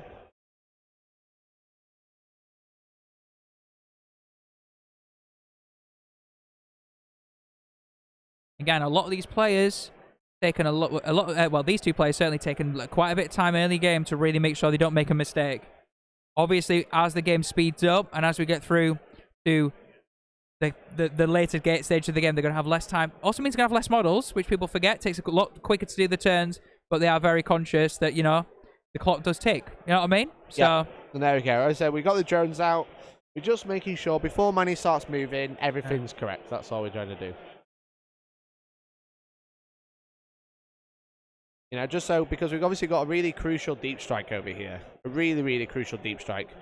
So, Kyle is trying to make sure where he's placed his drones, that Manny can't deep strike and hit everything in that L, because that'll be game over. Yeah. They're trying to make sure it's right now. And this is what's good, because in some games of Warhammer, you get some people that are kind of, you know, a bit like that. Yes. You know? Yes, you and do, they'd see even though that Kyle said the plan is to do this, it could be like, well, you didn't place them there, so you can't stop me. Yeah. But they're talking to each other. They're trying to make sure it's right. You know, so the drones have just moved back a little bit, just to deny that deep strike. They're both having fun. Look, Kyle's smiling, you know? They're having a great time. You know? This is what's important about competitive Warhammer. There's so much going on. There's so many... let's be real. Moving models is not precise. No, of course it isn't. Yeah. You know, everyone raves about TTS and how slow it is, but that is the most precise Warhammer you'll ever play. Because you can measure stuff to the point of an inch. Whereas in Warhammer, in real life Warhammer, you can't do that, you know? It's just not possible. So what the players are doing is making sure that everything's just about right now. Kyle said this is my plan. They're removing them just to make sure his plan is correct. Because obviously it's all right saying, oh yeah, I'm going to do this, but you can't physically do it. No, of course, yeah. So then they've gone, you know, it's the movement phase. Let's just sort it out before I start moving, so it's all correct. That's what's important. Great. It looks like we're gearing up for a Strands of Fate roll. Manny is just checking one final time before he moves through his command phase. Okay, so that is the Strands of Fate roll currently. Sure is. We're doing a re-roll. Okay, there's a bunch of 6s, which are wound rolls, I believe. There's some hits there as well with the 5s. He's got an advance, but no 2s, so no psychic. That's it. So he's got an advance, 2 hits, 2 wound rolls, and a charge, maybe? Two saves. The 5s are saves, I believe, aren't they? 5s are wounds, 6s are saves. That's it, 6s are saves, yeah. There we go, got there in the end. Good. As soon as Manny's picked them up, we'll know which one he's got. So. Thanks, Max, for the info, buddy. Appreciate as always, you gamers. This is the thing, you know. Again, Games Workshop rules. There's just so many going on. We're just trying to make sure we get it right. You know? So that looks like a hit. He's taken for a 4. Unless he just picked the dice up to use it as a marker. Probably not bothered about using that as a strand of fate dice then. He's just checking range for those Wind Riders as well, and the Shining Spears as well. Doesn't help that GW rules are as imprecise as human measurements. Exactly, Twitch, exactly. Cheers, Max. Love you, but lovely guys. Thanks, everyone. You know, we're here to talk about Warhammer. We're here to give you insight. We know most of the rules. We're going to get most of them wrong, so don't worry about it. You know, it's just how it is. Okay. A hit, 2 wounds, and 1 save has been taken by Manny. Very Strands of Fate. Okay, cool. So that guarantees some shuriken wounds if he needs it, which is obviously really good. It gives him a save. Yeah. When the guns start blazing. So it looks like the plan here with these Wind Riders, yeah? Shoot, battle focus away. That looks like the plan. So he's just trying to work out if he can get some... What range he's got. Can he just shoot the... Is it the Hammer he can shoot? Can he shoot some Crisis Suits? We'll have to see. Sure. You see, we can see the... Is that the Warlock just coming up near Objective 4? Is that the Warlock for maybe an Eldritch? Can it do Eldritch Storm or Warlock? Only the Farseers can do it, right, okay. If Neil can give us some confirmation on what that model is on Objective 4, well, above Objective 4, that'd be fantastic. If he's listening to us, Neil. Hi, Neil. Hi, Neil. Neil, what's on Objective 4, please? He's in the zone. What's above Objective 4? He's concentrating more than Kyle and Manny is.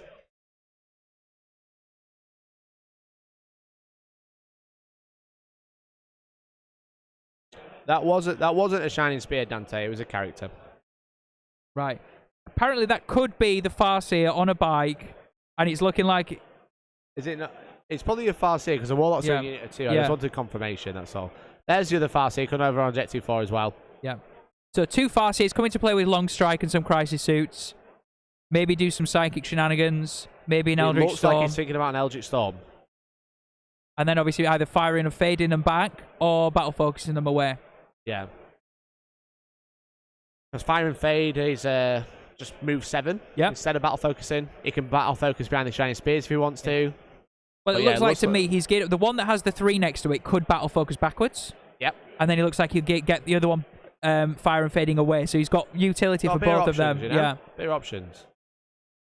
Interesting. Oh, so people saying Eldritch Storm is in the command phase. Maybe just thinking about a Guardian of Doom then. Yeah.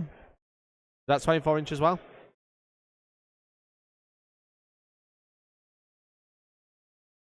You know, Eldritch is just magic. Innit? That's what we're trying to say. We're trying to say the Eldritch Storm of the Psychic phase. That's it, Tom. The Storm of the Psychic phase. Yeah. We saved it. So, just so you're aware, there is a Viper on each objective on 1 and 3, currently tucked right up in the ruins. They're really good because Vipers, how many points already? About 40? 40 points. To basically just do that for you. Yeah? Really cheap. They're averagely tough for the points as well. Yeah, like and also, if you did want to take Engage, they would get you Engaged because they're a vehicle. It's a vehicle. Yeah. That's really good, isn't it? So, again, no Engage in this one. Both players dealing with effectively Stranglehold. The towers are a little bit different. Nakmund and To the Last. Those Swooping Hawks now look like they're going to come out and go somewhere. We will have to see. Sorry.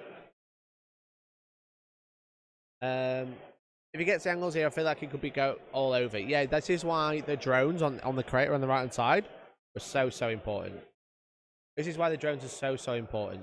These ones here, just to deny those Die Avengers deep striking.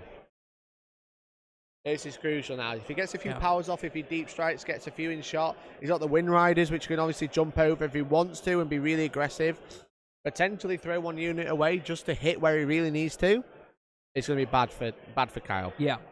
Also looks like the Swooping Hawks have just jumped onto behind that room to do Nakmund in the corner, so that will be Manny's two corners. Yeah, done. That's also what they're really good for, because they teleport, don't they? That's really crucial. They didn't even think about that. Also, just to FYI, the stealth suits on Objective 2 did Nakmund for, in that corner, did Nakmund for Kyle. Yeah, so we've had a Nakmund in the right corner for Kyle, and we've had a Nakmund on the left side of the board, the left top and bottom, for Manny. Yep, taking him up to those 4 points, which is nice. Yeah, getting a nice lead without taking hold for hold more. Obviously, we've got Baharoth in the middle. Can we see Baharoth in the middle? We can just yeah, about. he's chilling. Again, one of the to the lasts. Keep him safe. I mean, he's very hard to get hold of anyway, isn't he, kill, so... Exactly. But yeah, Kyle's not going to get much on the primary turn 1, which means he probably won't be able to max it unless he starts getting those primed explosions off. Yeah. But he's playing the long game. Oh, Kyle definitely. on time. That's their whole philosophy, isn't it? He's played the long game. You know? Hold out for as long as you can, and then give him hell, turn 3 onwards. Exactly. So... Well, again, I think this is the turn to play for now. You can see the Wind Riders thinking about it. They're thinking about it. If they get in, shoot loads of stuff, tag some crisis suits, that's going to be really bad. Yeah. Well, let's think about it as well. If one of those Farseers gets off a Guide and a Doom on something, they're hitting and re-rolling everything and re-rolling the wounds as well. Yeah. The Guide's the most important one because of the proccing on 6s for 6s to hit, you know? 6s to hit, automatically wound on a 6 to wound roll. To get that extra shuriken. This is what's so important right now, you know? This is super clutch. Super clutch. Looks like he's thinking about it. It looks like he's thinking about a Doom. Interesting phase. I mean, again, if Manny can get enough in, might be hard for Kyle. But if he can't, then that's it. It might be all Kyle's game, you know? He's had to hide everything so much that Manny's just got free reign of the board there, which isn't great for Kyle. I think Kyle probably wanted to go first in this game, and Manny's capitalizing on that fact. Yeah, but we have to remember in Deep Strike for Kyle, which he knew he'd have to pull stuff off the board to stop it getting shot at. A full squad of crisis suits. It'd be dead. You know? Full squad of crisis suits. Another hammerhead, a devilfish full of breaches, and another devilfish full of breaches. Yep. I think Manny's plan here is to bring out the Wind Riders. Yep. Shoot the hammerhead, and then fire and fade away. Yep. So those Wind Riders are where they are. They're not on the ground floor. He's left them there. They need the angle. Yep. You know? They need the angle to be able to shoot. The thing is, we keep saying that like Manny could bring in the Dive Engines. If he kills enough now, kills all these little crappy drones, he could just wait for the Dive Engines to come down and counter Kyle's Deep Strike, which he's going to have to do this turn. He is going to have to bring down his units this turn and play. Looks like the Wave Serpent's advanced. Yeah, that's going to protect Bahar off by the looks of it. Yeah. As the Swooping Orcs are holding that objective in the corner. Yep. That's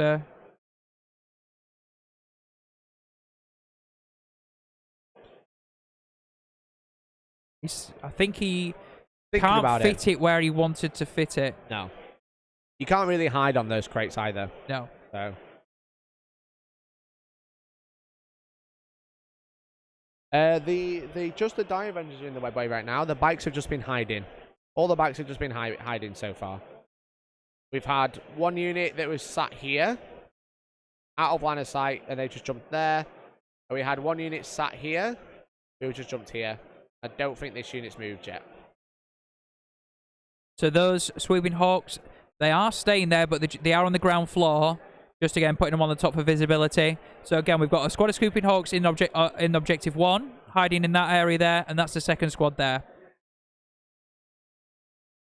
Look at them Wind Riders. There they are. They're coming in. Interesting to see what he does with these Shining Spears this turn. Does he throw them in? I mean, they're being a really good move blocker right now. They're really good deep strike block. Well, again, Manny's got the board at the minute. I think Kyle's pretty much limited to deep striking over here. You know, which is not good. But here we go. I think he might be moving them. He's thinking about it. So strategic reserves. Can Kyle bring stuff back on from his own board edge? Which will be his board edge? His board edge is the right side of the board. So he could literally walk onto the right. He could walk him into combat here, Tom. Yeah. Literally walk on, shoot something in the face. And count as charging. Yeah. There you go. That final unit of Wind Riders coming to swap places with the Shining Spears. The Shining Spears just pushing out. I'm not sure. Are they just moving there? I presume they're moving somewhere else, right? I would imagine so.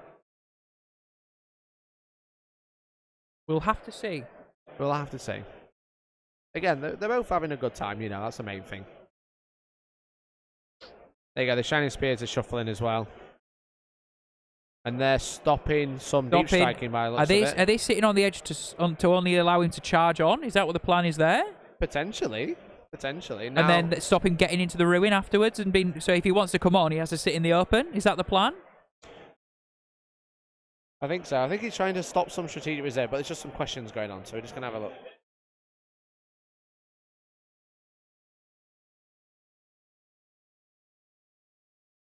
I think they're just having a discussion about strategic reserves, about what could come down.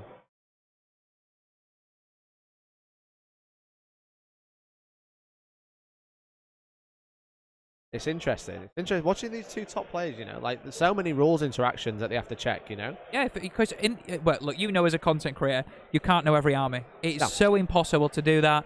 It's also really hard to just remember little intricacies of what things do, and you don't want that to be the reason you lose a game. So you just, it's all good to just ask your opponent. And they're both glass cannons, you know? They're both glass hammers. So into the psychic phase now.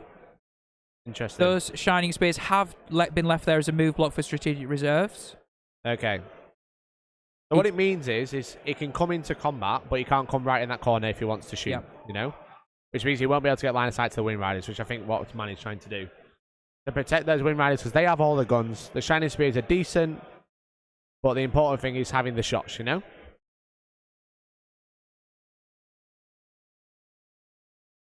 If the Manta Strike, no, they can't come down like that. We're talking about strategic reserve, but Manta Strike Long Strike has just been doomed. Long Strike's just been doomed. Oh, shit. And the guide has gone off as well. On the Wind Riders? The guide went onto the bikes, the yellow Wind Riders. Yeah.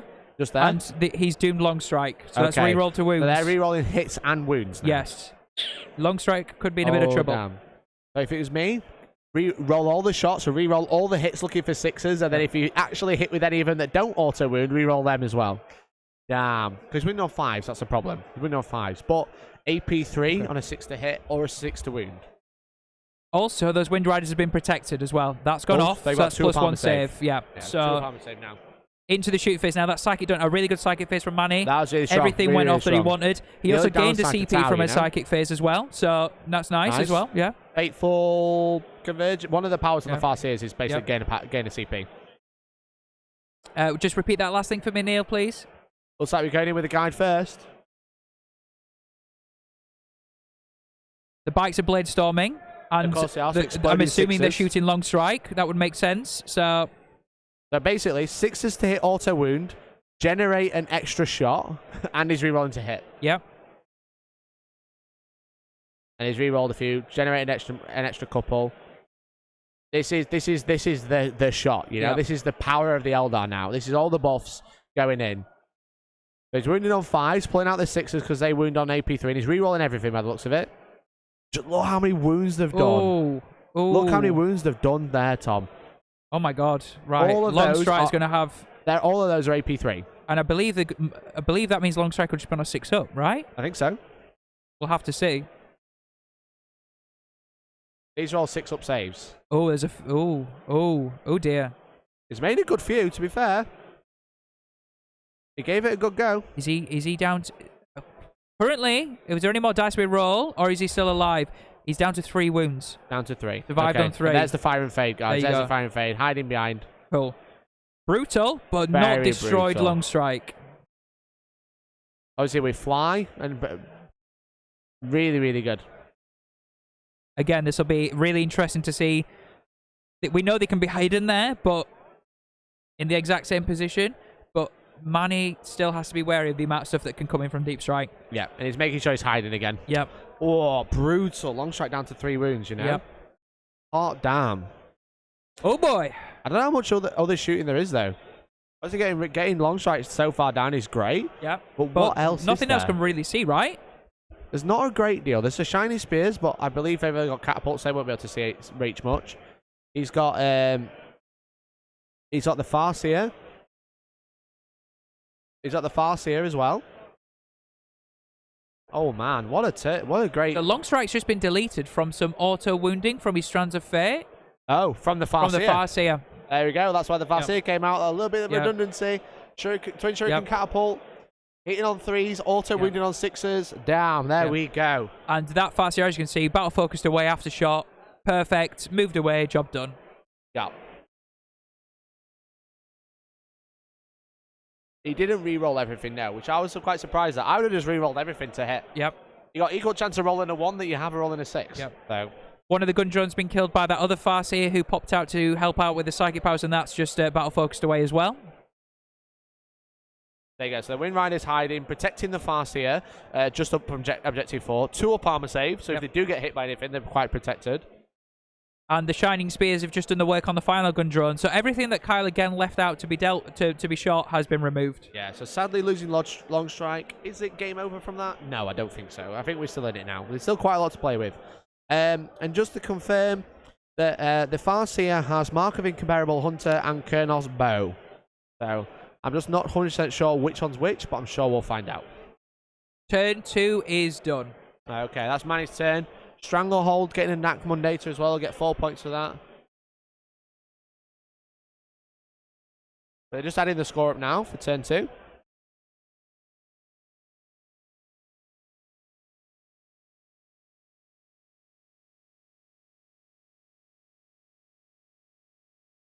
Cool. So, Ethereal just gained a CP for him as well, and throwing out all the buffs on the Crisis Suits again. So that's those re-rolling hits and OBSEC. So we'll just have to see. That's the command phase done. For sure. Occasionally I agree. I don't think he did the mortal wound bomb. It was just a few extra wounds to get through. So cool.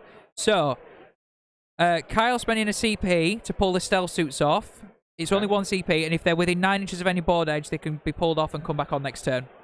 Okay, cool. That's so cool. More stuff being removed from the board. He's just going to give himself so much deep strike. So Manny next turn is going to have to deal with that as well as whatever is going to come down this turn. Now, I don't know how many gaps there are for him to come down, but as you can see, he's only got Bahar off in the middle, which is going to stop him deep striking there. Got a Viper in here. Yeah. Got Swoop Hawks in here. There might be a deep strike available here if he wants it, but that's not an objective. Yeah. I mean, he'd be able to delete one of the to the last, which are the Swooping Hawks, but is that really what you want something like your Crisis Suits to be doing? No, God no. It's just too much of a committal there. Yeah.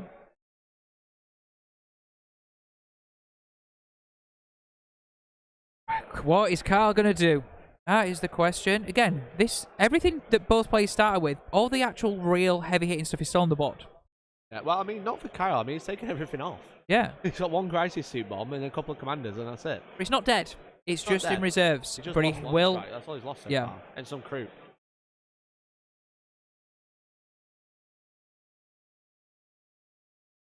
Shuriken weapon that does more wound for every wound, and the trait gives you an additional mortal wound for every 6 wounds. That is a mortal wound bomb of the Farseer right there.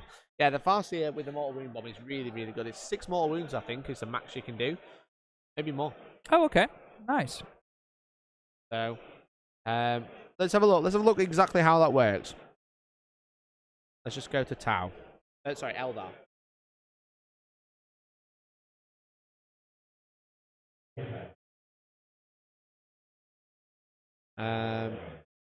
Yeah, this is like a staple in most Eldar lists right now.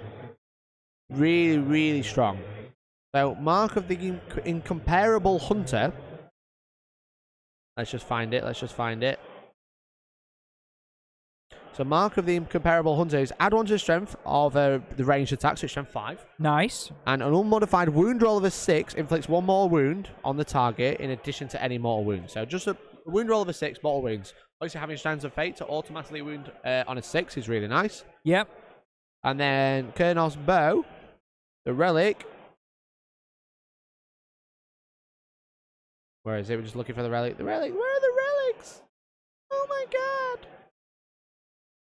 Even Wahapedia is terrible for trying to show you where things are these days. So you'll be able to see, guys, in the right of your screen, we've had 2 Devilfish that have been brought on. These were both of them that were put in reserve, and they're both full of 10-man squads of breaches. Now, as ruled by the Goonhammer guys here, the breaches can't come out the turn. They come on from strategic reserves from the Devilfish, so he's going to have to leave them in there for this turn. Cool. And then get them out next turn. I'm assuming his plan right now is to just delete those Shining Spears below, clear himself a bit more of a board edge to bring some stuff on, if he wanted to, and also pick on some Wind Riders, I would imagine. For sure. The Kernos Bow is Pistol 3, Strength 5, so if you make it that with the Comparable Hunter, you Strength 6. If it wounds, you're inflicting a mortal wound on the target and the attack sequence ends. Obviously, you're hitting on a 6 roll, it's Shuriken, that auto wounds on a 6, so that wounds does a mortal wound in addition. Yep. And then you do it again and do it again. It's just a bunch of mortal wounds. Really, really good. You can Blade Storm if you want to, which is super good. So I think he didn't do the reroll on the back, so the Farseer can shoot and move too.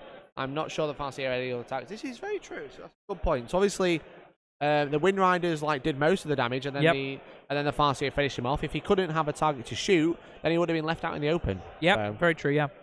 Crucial. Just a little bit of crucialness there to make sure they can both battle focus. So yeah, fair play, guys. I mean, it's these little things that just being able to not being able to completely kill it and then being able to shoot with the Farseer was actually quite because crucial. Because you can't battle focus like you said unless you get your You've chance got to target shoot. something, you know. I mean, he would have had the drones left as redundancy.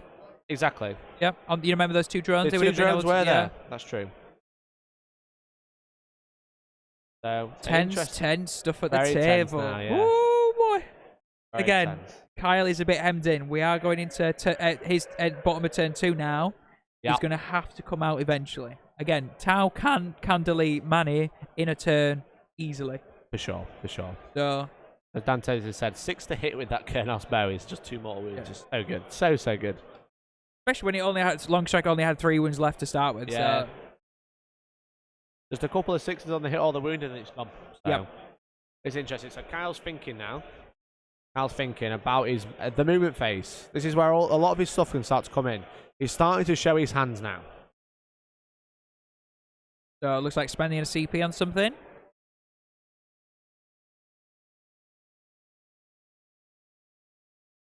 So again, Tau just having so many toolbox stratagems, having so much to play with.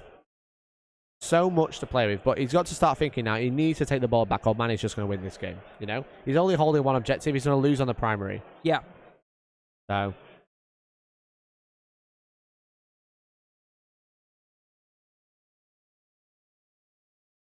It's okay. Cool. So we just had a repeat of the CP, the stratagem from turn 1. Sure. The Enforcer Commander is detaching his drones from his unit now. Yeah. And moving those drones off on his own. Again, probably just to do, again, a bit more shielding, a bit more move blocking. That was 1 CP for that. Does he need that now, though, or does he just show his hand? I guess man is still really well hidden. That's what Eldar's good for, you know? But also, Callion doesn't kick until turn 3. Ah, true. So you're a bit like, is he just trying to hold them off? Trying to keep him back another turn? Yeah. Maybe. Is he bothered about if he loses the Devilfish next turn? I don't know. It's true. But then will Manny run away with the game on the points? Yeah, exactly. Obviously, it's only managed at the start of the Tau turn. I was just going to say, with Gage saying, yeah, the drones didn't need to disembark. The whole reason the drones disembarked over here, was to stop the 20 Dire Avengers deep striking from reserve and shooting everything in this corner. Because if Kyle lost that, that'd be a big game anyway. So that's the reason the drones are out there. It gave the Farseer a free target to battle focus from, but it also denied the Dire Avengers coming down, which would have done so much more damage. Yeah, absolutely. So, it's only turn 2. Kyle could show his hand now, could bring down everything, he could commit everything, he could yeet it, he could send it, or he could just wait again. Yep. The Kion philosophy. He knows he can do the fire and fade. The Kyle philosophy. Ooh, the Kyle. I like it. Philosophy. Rebranding it, yeah. Just for Kyle Grundy. But yeah, he could do the fire and fade with the crisis suits again. He knows he can do that. It just depends what he can get line of sight on. I don't think he can currently see either squad of Wind Riders. No, it doesn't look like it. But again, every movement is crucial. Again, trying to make sure it's right, you know? Again, this is it feels like a final, but it's only round 4. I know. But both of these players would like to see themselves in the final. They'd like to keep going. They'd like to be on stream you know. again, that's what they said. Yeah. They both said, you know what, Mikey, I'm going to win this game because I'd love to play on stream round 5 and 6. Absolutely. So. They don't even have to move their armies then. And we even set the table up for it. What a great day they've got. I know, Where right? are the mugs? Unbelievable. No, again, it's just making sure that Kyle can survive long enough. That's what's important now. If he loses too much, he won't be able to hit back. Giving Manny a few free targets, but he has committed with the Devilfishers as well now. So they're out there, they can start doing some damage. I'm about to say, yeah, it does look like that Kylie's going to stall for another turn. It does. It looks like it, for sure. You're thinking, right, I still don't think you can get angles to my important stuff. Yep. I've got nothing on the board of value. currently. Devilfishes and breaches are nice, but if you lose them, 2 targets to kill. He's got to kill the devilfish, then they get out into cover. Yeah. That's why they're on that crater. The -1 to hit because it's dense as well. +1 save. It's going to be kind of nice. I'd love to know what will R&D here. I don't think anything will unless he decides to bring something at the end of his movement phase. I think he'll struggle. Yeah. Unless, again, it's still the movement phase, so he might bring something up. He has chosen Kion, yeah. That's why we said he's gone for the Kion. He's going for the long game, you know. That's why he's not worried about decisive action right now, because that's later turns where he starts scoring 4 points. Yep. Ooh, if you're just joining us right now as well, guys, this is bottom of turn 2, so you join us at a great time. Yep, round 4 of the Goonhammer Open. It is. You are literally joining us at the right time, so stop your plans for the next hour. That's probably what's left on this game, maybe a bit more, and just buckle yourselves in, because this is going to be a bumpy, windy ride, some would say. It's very bumpy. Yeah. But yeah, this is Manny Chima of Glasshammer Gaming versus Kyle of Vanguard Tactics, you know? This is the big dogs. Look at them. Look at them. Look how. Look at that face. Look at they're just laughing. Look at the beautiful face. Like a top table. This is table 3 of the event after 3 rounds, and they're just laughing and having a good time. Look at that sponsorship. We should charge money for that, by the way. I know. Look at that. Product placement. 1 sec. Yep, it's gone. Therefore, oh, yeah. Oh, shit. Get rid Sorry, of it. Boxy. It's gone. There you go. Manny, stop moving. At least Neil's repping our shield wall merch in the background to balance it out.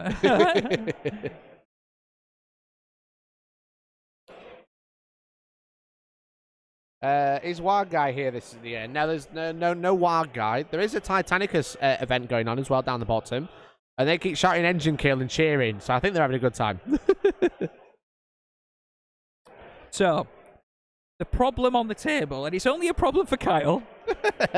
Manny has left Kyle nothing for an angle on, nothing to shoot. So if he brought something in, if he moves somewhere, he can't see Wind Riders. The only thing he can see is Shining Spears. Good hammers. Yeah. That's fast. They're really good at shooting. He can't see the Farseers, obviously. He can't see the Wave Serpent. What can he see? The answer is nothing. Yikes. So Kyle is just like, I'm going to have to stall a bit longer. But then does Manny even need to move again? He just pops out with a few things, battle focuses and fire and fades. Takes out, quite convincingly takes out this. You know, takes out these. The Wind Riders probably get an angle up here. Yeah. Sacrifice 1 unit of Wind Riders to go up here is something that I consider. Just to get damage up here. Yep. Lose those Wind Riders, but then, you know, it's still got 2 more way in, so.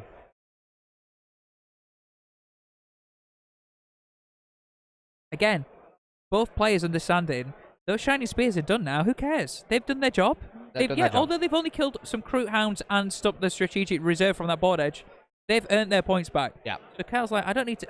Although I need to kill them this turn, they're not my target priority. The Wind Riders are. Yep. With the bust from the Farseer. Yep. Masterful shots. Hail of Doom, they're just horrible. They are literally the linchpin of Manny's army. Yeah. So as you can see, this is from Kyle's point of view. Like, where's the Eldar? You can see one Farseer poking his bum out here. Oh wait, you can't target that Farseer because it's closest to the Wind Riders. You can't even target there. So there's just not a lot happening. You know, it's just, can Kyle survive another turn and then bring it back? Yep. Can he bring it back? I don't know. I don't know if he can. We'll have to see though. You know, again, the Kyle philosophy. Wait, and then pounce. Yep. And then pounce like a puma, you know? Organ, thank you very much for the super chat. What a babe. What an absolute legend. Hope you're doing well. Thank you so much. Are you doing all right, Tom? Do you know something? I'm doing fantastic. I'm not going to lie. I could do with a wee, Mikey, but I'm clinging on because this game is so tense. Go for it, mate. You're good. You're all good. Because four Markalites have gone on to the Shining Spears because that's all they can target, okay? That's understandable. Yeah. That's the only thing that Manny's Look left at them. out. They're just there. As you see, everything there at the bottom of the screen that's not on the board is all in reserve. Crisis Suits, Dire Avengers, as loads. So, Kyle hasn't elected to move anything else or bring anything else in. We're into the shooting phase. I think Manny just lost some saves. Did you see that? He just rolled some ones. Yeah, that's the unit gone. Those were Plasma from the Crisis Suits. Come on, Dan. Oh, beautiful. Thank you, Manny. Some Shiny Spears to play with now because he's had to borrow those. Can we keep them, Manny? Can we keep them? Oh, thanks, man. Manny Cheers, Manny just said we can have the Shiny Spears. Yeah, we now have an Eldar army. They're very nice. 3-man Eldar army. Thanks, Manny. Yeah. Appreciate you. There you go. So absolutely obliterated. Failed all those saves. That's the Tau turn. That is it. That's done. The turn. That is the turn done. Oh my God. Okay, so Oh dear. Yeah. There you go. So Kyle's gonna get. Is he gonna get Ron? I don't think he is. Mikey, Oh. go to the front camera. That was a 0. It was a 0 point scored on that one. I'm sorry. However, we know Kyle Grundy. He's played on Van. He scored 4 points for taking hold. Okay, sorry. He scored 4 points for taking hold. We know Kyle. He can. He's a great player. He knows what he's doing. He's done this before, apparently, on Vanguard Tactics' channel, where he comes back from the jaws of defeat and rips through them with town. He does. He does. So. It'll be interesting. Now, look, Manny's taking a huge lead now. 24 points on that primary. Yep. The primed explosive secondary thing is crap, so no one bothers about it anyway. Strands of Fate. Strands of Fate. Can we just have a double confirm on the Strands of Fate? Just because we just missed that roll. But yeah, the Shining Spear is completely obliterated. As you can see, they're not on the board anymore. An advance, 2 hit rolls and 1 wound has been picked up. Interesting. Okay. 2 hit rolls, handy for that Farseer. Yeah, because mortal wound output. Yeah. 6 to hit, counts as a 6 to wound, and does more wounds. Good to see so many people in chat this morning. Hope you're enjoying our Sunday morning coverage of the Goonhammer Open. Appreciate you all. Thanks very much for tuning in. Again, thanks everyone who's super chat and become a member. If you become a member or super chat today or throughout the day, you'll be in with a chance to win 50 quid to your favourite hobby store. So thanks for tuning in, everyone. So those Die Avengers need to come in now, but what are they going to have sight when they drop down? I think they're probably only going to be able to deal with those Devilfishes. The Devilfish here, I've created a 9-inch aura to stop deep strike, and we've had the drones drop down here as well. The deep striking is going to be right over here. Yeah. So just so you know, both the players have agreed this. Obviously, all deep strikes are done at the end of the movement phase. Yep. However, this is just a preemptive positioning from Manny. Both players are happy with this. Like, look, it's not going to affect too much, but Manny's just working out where he could stick his Dire Avengers down, whether he wants to, and then he'll either commit to it or not. So yeah, exactly. It's good to do that before the movement phase, so you can kind of like plan out where things are going to go, So the Die Avengers potentially deep strike an objective 4. Manny's just saying they might knack one. He's not decided yet, but just an idea. Yeah, they do automatically knack one, which would be nice. The main thing he's totting up right now in his head is whether he wants to full send a squad of Wind Riders into those crisis suits, and I think that'd be a decent shout. He can afford to lose a squad of Wind Riders at this stage in return. 10-3. Yeah. 10-3, he's lost nothing. Yeah, so he's a bit like, I can afford to try and trade for a crisis suit blob. Ali Manches, shame. Yeah, a squad of Rangers. Shame. And Rangers, that's it. He's lost none of his hammer units, so obviously the Wind Riders committing to that corner, thinking about the Devilfish. But they can start dealing with whatever comes out as well. Oh, for sure. Manage. Look at this. It's just dominating all the table. Like Kyle's here, and here. Manny is there. Yeah. Literally, yeah. But let's not kid ourselves. Deep strikes. If Manny doesn't really shield out this turn, Kyle can really dial up the pain next turn. Yeah. It's whether I think Manny's got the firepower to be able to deal with what Kyle's left out. So they can deal with anything else. He's put them down on purpose. The reason he's committed those Devilfishes is to be like, look, I'm stopping you getting too close to my corner to objective 2 because I need that to survive so I can deep strike. And he's trying to like push him back a little bit, hold him back a little bit before his own deep strike comes in. Steam Warhammer says, lovely watch while building Magath Lord, says JJ. Hey JJ, how you doing? Hope you're well. We've got an auto advance 6 there on the. They look like... They're the other Die Avengers. Yeah, they are, yeah. That's the other unit of Die Avengers coming in.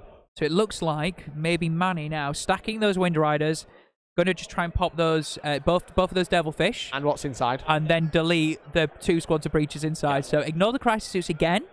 Yep. And just focus on those Devilfish. And also, therefore, just shutting down more of that space that Kyle can come in. Because if he deleted those Crisis Suits, he'd still have units there that he basically wouldn't be taking control of that objective. No. So I think he's going, I'll deal with what I can kill. Devilfish and Breaches. For sure. It looks like it's a full send turn. Yeah. Turn 3, he's got to bring down his 20 Die Avengers. He's got the other Die Avengers which have been sat in the building all game because Kyle hasn't been able to deal with them. And bringing the Wind Riders out so they can see all 3 Wind Rider units out now, ready for... Yeah. The big time, it's time to go. They're the 2 Warlocks that have come out as well. So we've got 1 unit of Wind Riders just at the top, just chilling, having a great time. They're probably going to try and start deleting something. Bahar off, coming to be a boy. Oh boy, there he is. There he is, Baharov coming out. So Baharov, instead of consolidating, he can deep strike. Which just means wherever he goes, he has an escape route, literally. He either shoots, teleports, or fights and then teleports. He's unkillable, some would say. Yeah. Yeah, again, although that's one of Manny's to the last, he can afford to do that just because he's got the escape route. Like, exactly. Does it matter? It's almost unkillable. Yeah. So hard to deal with unless you can get an angle to him. Look, committing the swooping hawks as well because you can.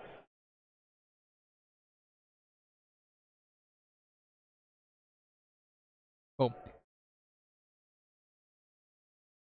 So they're just having a think. Manny's thinking about where he's going to do with the swooping hawks, where they're going to go. So if you see there's an orange swooping hawk just behind Baharoth, yeah, that is the full squad of swooping hawks. But just for time and ease, they've agreed that they'll just move the front one. They'll be able to shoot and then battle focus away to just save moving 10 models. That makes sense. And then move 10 models back. Yeah. So everyone's happy with that. So that's fine. They move so fast, and then they move again. So he's just going, I'm just going to move this one. You can all see the 2 drones. We'll teleport in a bit, you know?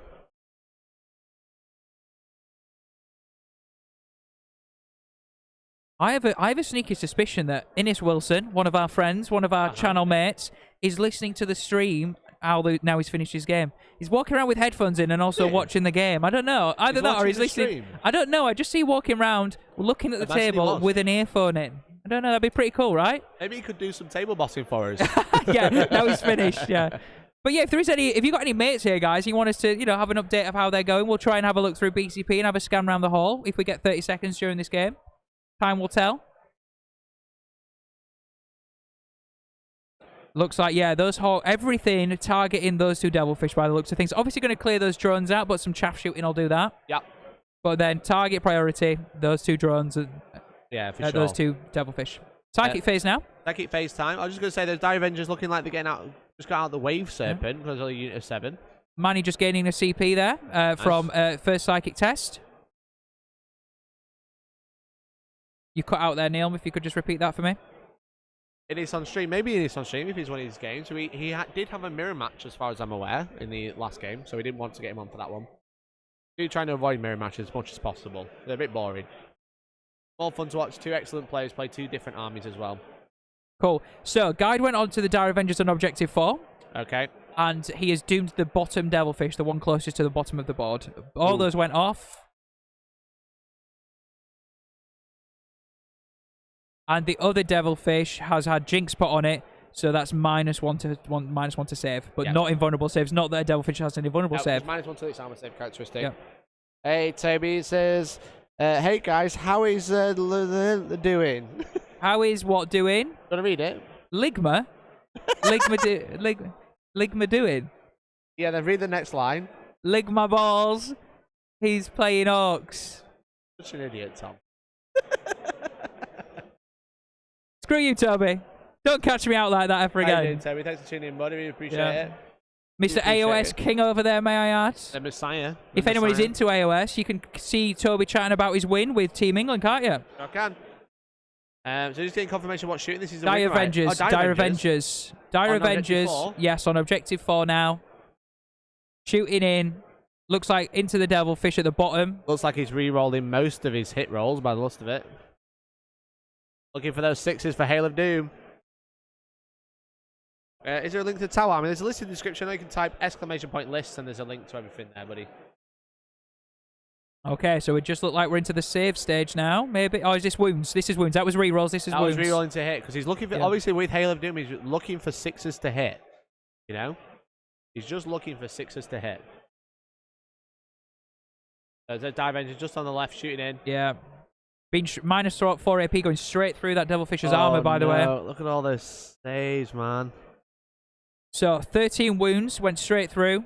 So that means it shredded the Devilfish. Does it explode? It doesn't look like it does on a 4. What's the giveaway today? We're giving away a £50 voucher to your favourite hobby store today. So if you want a super chat, become a member. Every £2 gets you in, and we'll be drawing that at the end of round 6.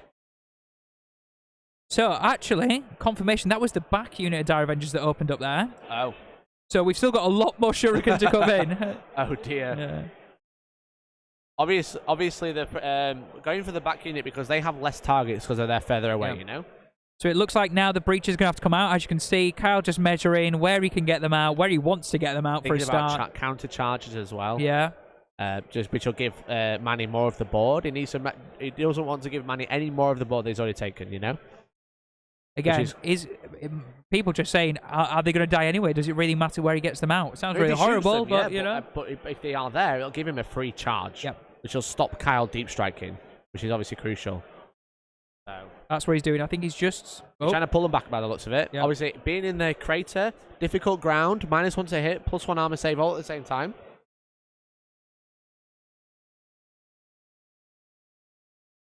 But, do any die? 2? Just 1? Just the 1. Not too bad. Did the Tau player remember Bofa? Bofa? Bofa, Tom. Bofa? Both of these nuts in your mouth, you know? What is going on? Right, Chad, don't join in. Have you ever been on the internet, I don't think Tom? I have. I think I've led a sheltered life, okay? Doesn't know what Ligma is, doesn't know what Bofa is. Look, none of this stuff computes in my academic brain. The dragon technique. The dragon? The dragon. Dragging these balls across your face, you know what I'm saying? Why are you rinsing me like this? I know I've got no idea what's going on. I'm so innocent. Don't ruin my innocence. Have you ever been pegged? Whoa! No, I've not done that. He knows what that is. Yeah, it's because he had to edit it. Mikey, I've been scarred for life from that video. I'm glad we didn't upload it to the channel. I think we'd have got banned. But do you want to read the next chat, Tom? Did you see those shores? Those shores? Did you see those shores? Did you see those shores? What? Did you see those shores? Punchline. It's still not working in my brain. What is it?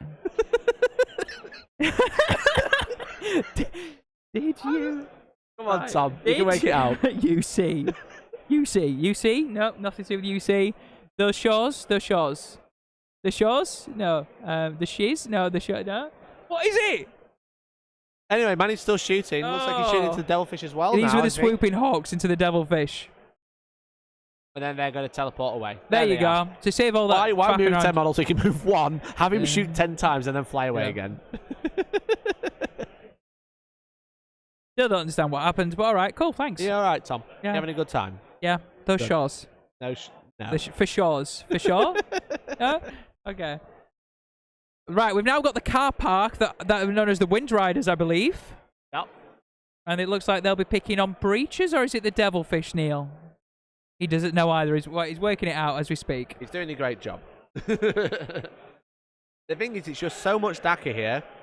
It's so much darker. It is into the Jinx the devilfish. Into the devilfish. And they have killed it. Because they're -3 AP on a 6 wound, and then obviously -1 save, so it won't have a save against it at all. I just want to see if anyone else dies out of this one, and then everything else, the other unit Wind Riders, the Die Avengers, the Varseer, and the Warlocks can pick on their breaches. Yeah. I would argue these breaches are just dead. Yeah, so he loses 4 by the looks of it. Oof. Oof, that's not good. He does lose 4 to disembark. Ouch. There you go. With that unit Wind Riders battle focusing now out the way, hiding again. This is the power of the Eldar. Battle focus is such a strong ability. 6 inches, free movement after you've shot. Job done. It's so good. It's so strong. You can't understate just how good that is to be able to pop out and fire and fade.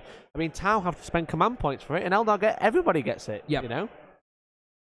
They can auto do it 7, or they can just move D6.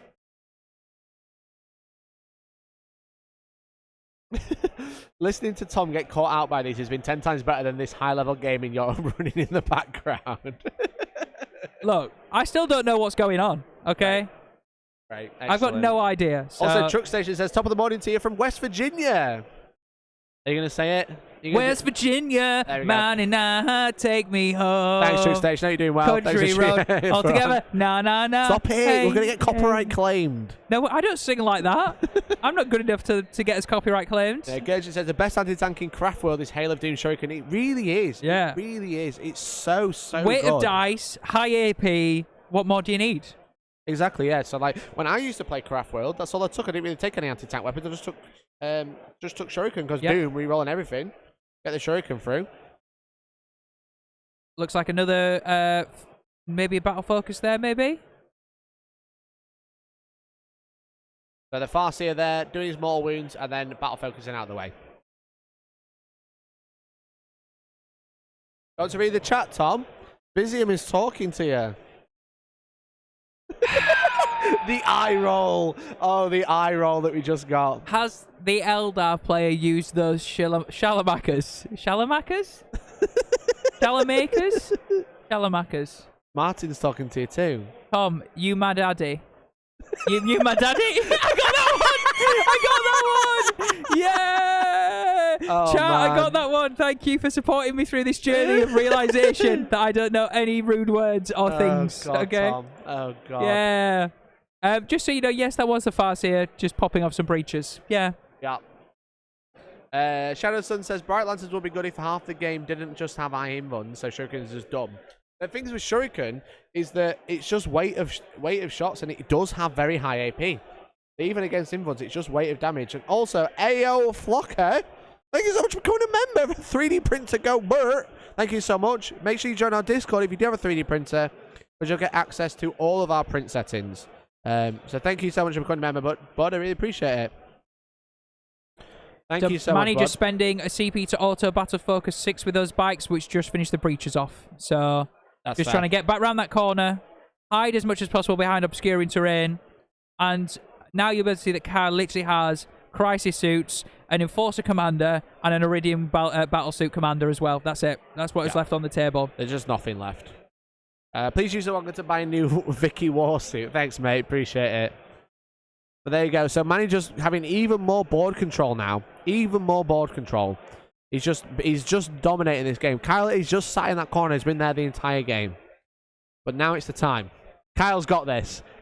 He's giving us a look. He's giving us the wink. He did this. He did this. He was like, I got this, boys. I got this, boys. This. Unagi. He's in it. Unagi. He's got crisis suits to go. He's got the Kyle philosophy. I like it. Yeah. The Kyle philosophy. I want to see Kyle just pick this table up and flip it on its head. Not literally, but I mean metaphorically in game sense. Yeah. But like, boom. I can't wait. Yeah, it's gonna be good. It's going to be mint. It's He's going to be laughing. great to He's see. loving life. There we go. I love it. Oh, the boys. The boys are in town. Yep. It's just Chad's only. Chad energy. That's what it is. Yep. Yeah. There you go. So the Dire Avengers have charged the drones by the looks of it. Yep. Just charging the drones. Probably just get movement. Maybe kill them in combat. Jump on that objective to deny Kyle 4 points. Yeah. I think that's the plan. I love how people in chat like Jim Martin saying Kyle is about to win. Everyone's the a Kyle stan. confidence levels. Guys, I like Tau. I'm gonna come out and say it. Tau fans, you will now have to support this channel. I like Tau. I like Tau. Is that a weird thing that I'm saying that's going to get me in trouble for Probably. like your daddy or something like that? Yeah. Or? You said it. Yeah. Yeah. CP on a wound reroll there. I'm guessing this is the combat between the Dire Avengers and those 2 drones. Ooh. It's interesting. It's obviously they're just trying to. This is giving Manny even more board control. CP re-rolling a save. Re-roll. Here we go. He's got this. Right, he's got it. No, he failed the save. That's unlucky. Oh, bless him. Bless his socks. That looks like a wrap now. Yeah, that's a wrap. That's a wrap. That's a wrap, everyone. So the plan there, if he made that save with the CP, he'd have 2 drones left. Manny wouldn't be able to wrap those drones, but now he can wrap the drones and grab the objective. You can see it's about to happen. Oh, he's not even going to grab the objective. He's just going to go for the wrap. No, yeah, I think. Just chill. Well, the drone's never going to fight his way out of that. No. So. Could he not just fly away? Does the drone not fly? I don't Am I being know. dum-dum? Maybe. Potentially I'm being Drone dum-dum. past the leadership. Okay. So, I'm sure these players will know. Maybe it can't just fly away. We'll find out. Back into Kyle's turn 3 now. This is the turn. Ethereal has just granted him a CP extra, rolled for that 2+, and given all the buffs again to the crisis suits. Those crisis suits untouched. Yeah, this is true. Drones fly, but more deep strike denial. Yeah, but that doesn't explain why he re-rolled the save. I think yeah. Yeah. I don't know. It doesn't matter though. No. He can fly, so we'll probably see him disembark. Stealth suits, bottom left, coming through. I mean, there we are. Makes sense. I'm assuming, again, both players happy to just play we'll bring stuff in at different times and stuff, if that makes any sense. Yeah, for sure. It's better to do it now and not forget than forget and lose it. So. You'll see him measure into the Viper as well. There is a Viper hiding in there, guys. Don't forget that. Doing its holding and objective duties. There they are, just in that corner. It's about zoning out. Yeah, this is true. This is true. It's just... unless we just miss something, unless I'm not quite getting it. Like, if the Dire Avengers didn't kill this second drone, they'd still be here. Yeah. Maybe I've missed something. Maybe I'm not. Maybe the 4D chess isn't quite working for me. I haven't got the 4D chess. So those stealth suits looking like an R&D currently. Potentially, yeah. Not bothered about the Viper. The Viper's got a good gun. Not going to win many points, is it? No, it's not going to win many points. So thinking about some other things coming on from reserve now. This is obviously quite crucial. It needs to come in, and take it now. It's Kion time.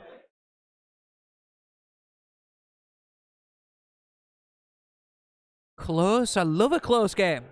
And if you like close games, we're going to try and bring you 2 even more closer games for round 5 and round 6. Sure so whatever your plans are, I know. This is round only round 1. Round 4? Round 4. Round 1 of the day. Round 4 of the weekend. Yep.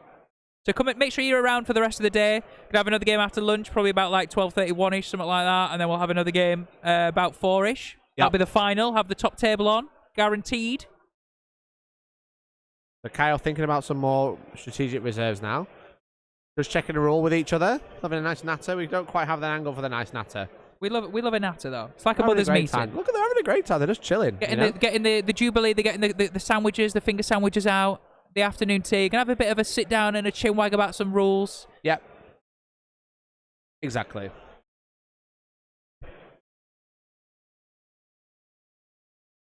Try and keep the Dire Avengers engaged so Manny couldn't forewarn with them. You don't need a Farseer for forewarned. So it looks like crisis suit time. It looks like they're coming in from that board edge there, and they're about to YOLO some Dire Avengers. Wow. Maybe even charge, because I'm guessing now Tau are very good in combat. Yeah, I've said it. They'll be able to rip them up, right? Yeah, so forewarned, you have to be within 12 inches of Farseer, so I don't know why you needed that one to survive. I don't know. Unless he survives combat round, he's planning to survive combat again to tie them up. That's the only thing I can think of now. Maybe. I don't know. But we'll see. This is Kyle's turn now.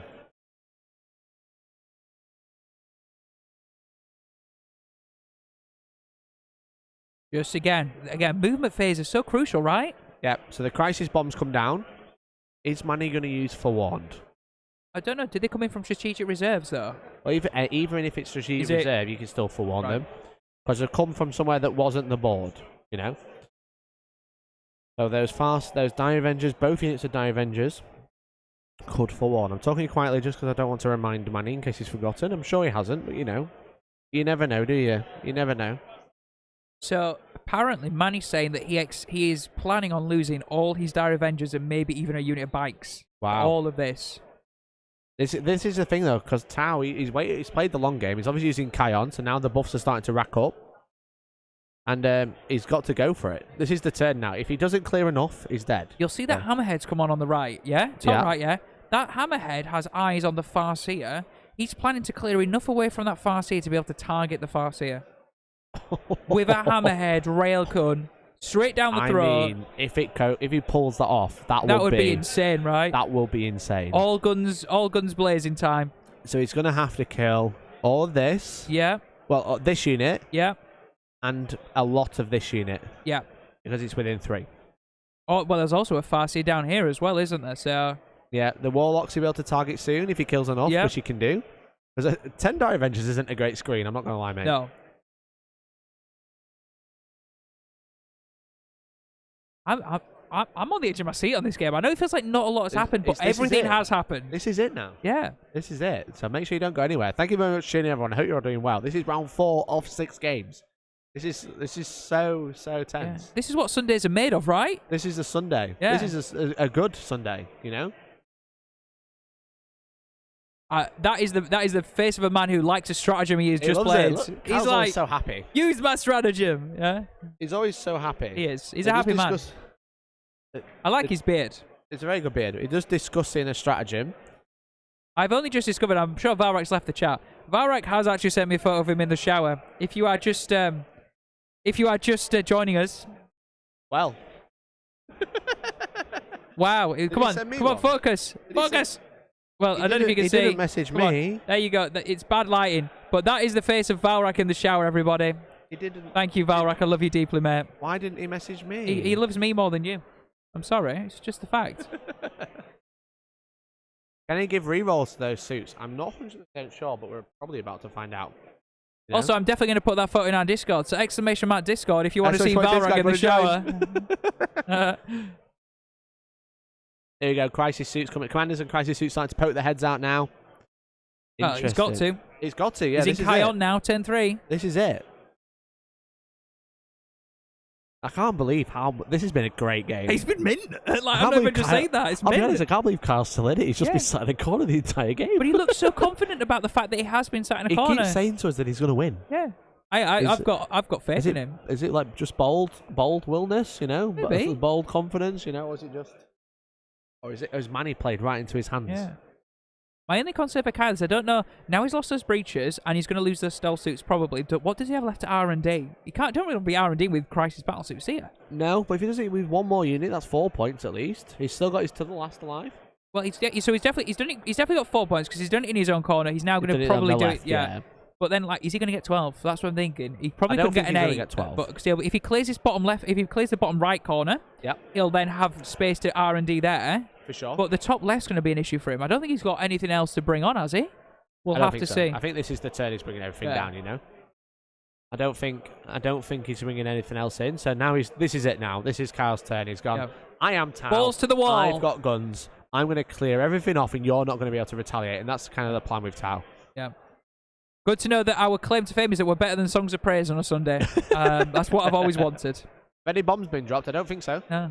I mean, there's probably a few windy people in here with a few smelly pumps, but... He's on about the secondary. The mission tertiary, Tom. Yeah, we're playing 40k, right? Yeah? That's what's happening. Yeah. So no primed explosives as far as I'm aware. Yeah. Well, they've not been added on. No, they've already taken Nakmund. Yeah. They've already taken Nakmund, so that's already a lot of actions they're having to spend, which is kind of a shame. Yeah. Both armies don't have the utility to do these extra actions, I don't think. I think Manny's army did with the Swooping Hawks, but you've got to do it and be there at the end of the turn. That's a problem. So Manny's army doesn't have the movement to do it. Kyle's army had the units to do it, but they've been lost. But now it's it now. This is all or nothing. This is Kyle's turn to have. Yep. We're going to start the shooting phase now. This is it. How much do you think? What do you think's going to die first? What do you think's going to die, Tom? Right. I'm going to predict both squads of Dire Avengers. This one as well? Yeah. Oh my god. I'm also going to predict... Drones falling out of combat. Yeah. Oh, there it is. So I'm also going to predict those Dire Avengers. These Dire Avengers. Yeah. Okay. And maybe one character if he has a good turn. I still think Wind Riders will still be up. You think these Wind Riders are okay? They'll be fine. I also think these ones die? They die, yeah, but the Wind Riders behind that wall and the one in front of the Wave Serpent will be fine, I think. These will be okay. Yeah. We've got 2 ticks. Yeah. Lots of crosses. I think I mostly agree. But look at it. I love this mobilization now. Everything out. Everything getting eyes. Fucking going for it. That's one way of describing it. Hold on to your seats. To make sure he gets line of sight to everything he needs to. Yeah. This is it now.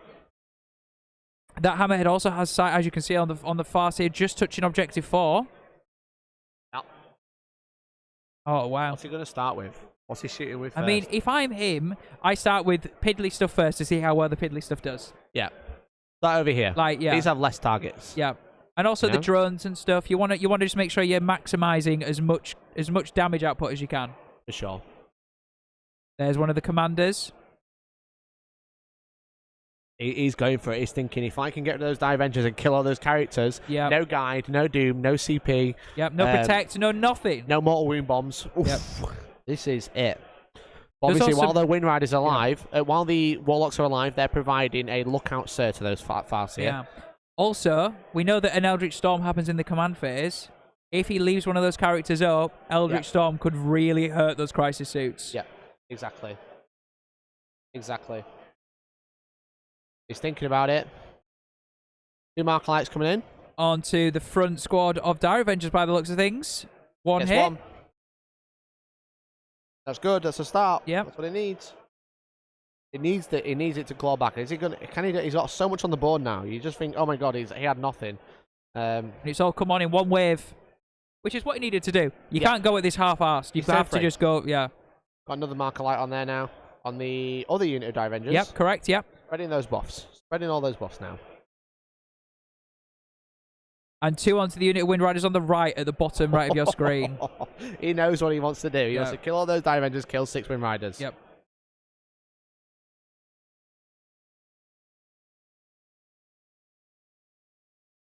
Here we go. Can he do it? Look at him. He's thinking about it. Come on, Kyle. Where are you going to declare I'm rooting first? for Kyle now because he's had such a bit on the back foot all game. I'm like, oh, Kyle. We love an underdog, don't we? Oh, boy. There's some discussing. They're just laughing. Look, they're having a great time. This is competitive 40k, everyone. The two boys are neck and neck. Sometimes he gets a bad rap, 40k. Look how 2 top players are having a good time. Look, it's not always about gotcha moments or this person's screwed me over. These players have played everything correct so far, in my opinion. Having a great time. And that's all that matters. You had a great time, Tom? I'm having the best time, apart from when you tried to pull some weird chat jokes on me. Yes, chat. I'm blaming you for that as well. When you get some Ligma jokes in the chat, I'll get Tom to read them. Ligma what? I know what that means. Come on, don't catch me out on one of them. Come on, he says, not knowing any others. Yeah, that's it. That's the only one I know. Okay. Right, target priority time. He's thinking about what's going to shoot first. So 10 plasmas into Wind Riders and 10. Just getting confirmation. We're splitting fire. There's only 2 Dire Avengers and the Wind Riders to start with. Waiting on confirmation. We will find out. The shooting starts. Here we go. Rerolling ones. So it's the top right fire and fading unit. They're starting with the plasmas into the Wind Riders, which I'm assuming are those Wind Riders down at the bottom. Down here. Yeah. Okay. So they can pop into the building after they've done. Yep. Lots of V's there. That means 6s. And the bikes are gone. Plasmas did the work. Plasmas, dunzo. Missile pods from the same unit into the Dire Avengers on Objective 4. Yeah. Holy shit balls. There's a lot of hits there. There's a lot of hits, so we can't quite see them. My apologies. I believe. Or is it 3s? 2s. Missile pods, I think they're strength 6. 2s. Here we go. 5 up in one. That's a lot. Yeah. 6 dead. It's the old scoop. It's the scoop. I mean, had to happen, didn't it? It sure did. Okay. Okay. Here we go. Kyle's thinking next now.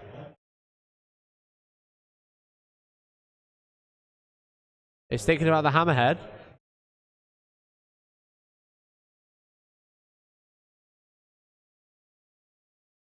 He's thinking about what to do with the hammerhead or the crisis suits first, because he wants to target those characters.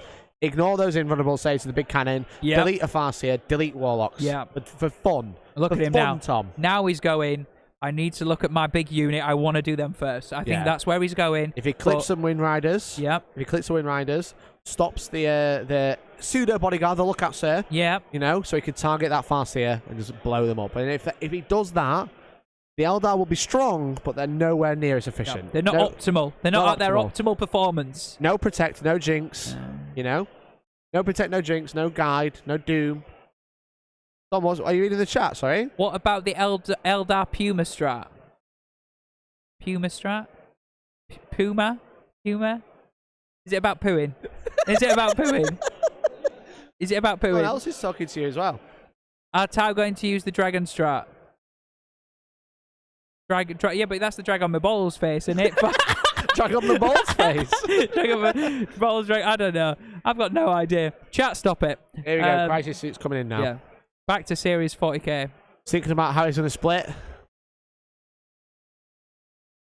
This is the moment. You can see him concentrating. What do I declare? So these have cyclic ion blasters, they have plasma, and they have missile pods, I believe. So we'll have to see what he does here. Here we go. We've committed.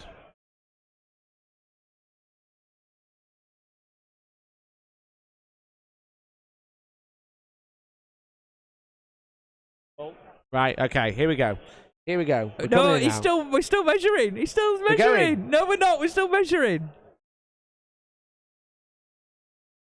Right. This is the commander first. Into something, Neil. What is it into? We're about to find out. Looks like he's wounded 3 times at least, whatever it's into. Into the small unit of dire Avengers at the top. Oh, okay. You said ship on these ones. Yeah, so that's the commander first. He's just got so much shooting now. He's got so much shooting that he's just got so many little Kyle guns looks like he's Oh no, was it the bottom dire Avengers? It was. Looks like he's left 3, which means he can't be targeted.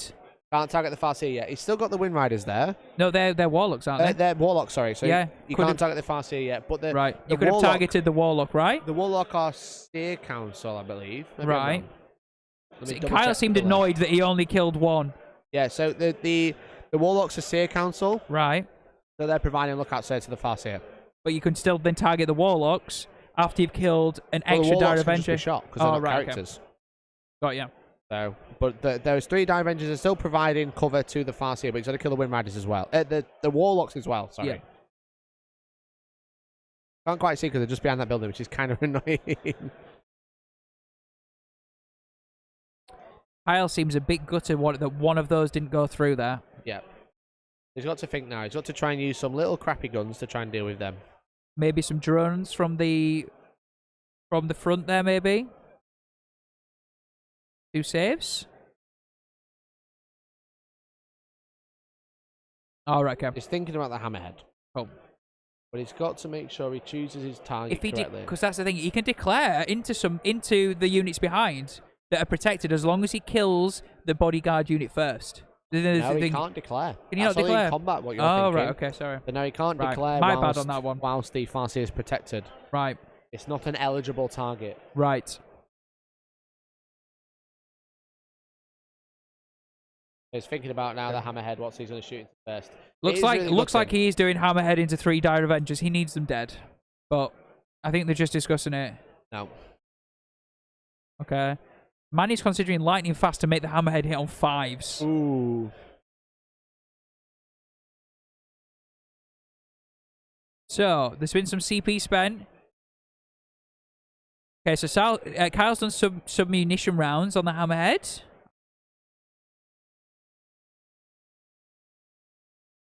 Well, interesting. So, there's a strategy being used. Kyle said, it's ridiculous I'm having to use this. I've never used this before. I don't think Manny's ever heard of it.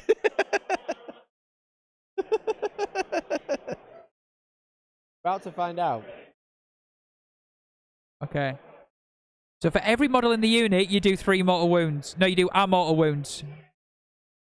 And I don't think that went off. Can we get confirmation on that strat? So so he's taken that wound on the Exarch. Right. So therefore there's still 3 models left. Right, okay. So you had to roll a 4 up to do a mortal wound. Try and kill the dire Avengers. Yeah. To protect the Farseer. Yeah. So he could shoot the Farseer with the hammerhead. Yeah. But he took a single wound and he put it on the Exarch. Yes. So he's still got 3 models left. Yeah. But they're still protected. Yes. They can't target with the hammerhead. So that's just like, what happened. That was a lot, but that was really important. That was actually a clutch moment. Yeah, for sure. He could have done with 2 wounds there. Yeah. Could have done with 2 4-ups. Like again, so basically apparently that strat was for every model in the unit.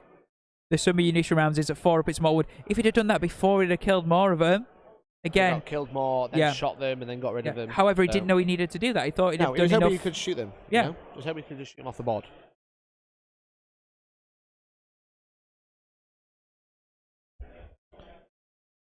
Interesting. So many people right now are probably realizing how in the balance this game is. Like, it is so close. It's very close. Also, Pizza, thank you very much for the super chat. Really appreciate you, babe. Sorry that's not turned up. I'll make sure I'll check into that for you, mate. Really appreciate the super chat. Thank you, Pizza Profit. We love you on this channel. You're an absolute icon. Appreciate you. That also means, again, entered into our draw for a £50 hobby voucher. Yep. Thank you so much. Over the internet instead. Yes. So Kyle's just thinking now, what's next? He hasn't quite done enough at this point. So Kyle's gonna do something. Manny's gonna lightning fast it. What's the plan? What's the plan? What's he gonna do, Tom? You're gonna tell me it's gonna be amazing. What's happening? He has lightning fast those 3 Dire Avengers, and it looks like it's gonna come from the Hammerhead for the rest of his shooting. Okay. So the Hammerhead shooting some Dire Avengers. Yeah, so it will be 5s to hit. Wow. Wowzer. Also, Peter Profit, thank you much for the super chat, the $20 Australian dollars. Really appreciate you. Yes, Pizza Profit coming through again. Thank you so much. Thank you so much for the support, man. Really appreciate it. You're too kind. I'm just going to say love you again. He said it back, so I'm going to say it back again. Love you, man. Thank you so much for the support. So it looks like thank you 2 everyone for hits. the support. Thanks everyone for tuning in. I believe, Neil.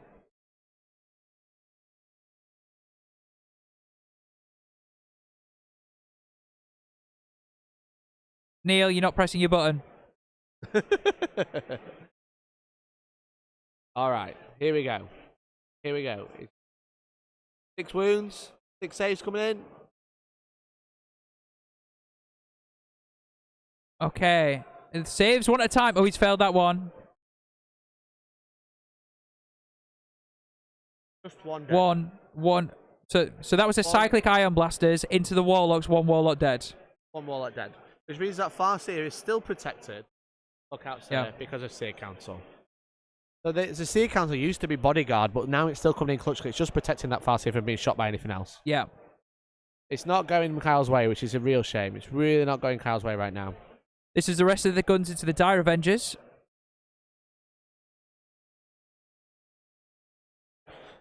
There's 1 Dire Avenger gone. So again, there's only 2 left, but crucially, there's still a warlock alive. Yeah.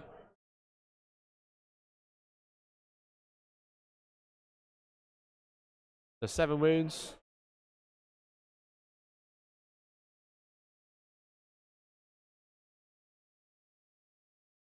Okay. Looks like some saves. There's a decent amount of saves there. Oh no. Okay. Is that so? That looks like. So that's the unit at the back. Okay. Okay. So he's looks like he declared that beforehand. This is bad. This is bad for Cal. I don't think he's quite killing enough at this point. He's not quite killing enough, which is a real shame. This is morale now, apparently.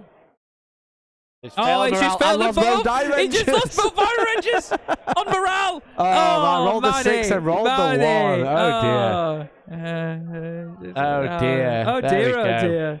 He did his work for him. Yeah, he did his work for him. Brilliant. It looks like we just got 1 more unit to shoot that they completely forgot about. They did a little bit out of sequence, but they were they wanted to see what morale would have done. There was nothing else to shoot over there anyway, so I don't think they could actually reach. It's just flamers that shooting in. Yep.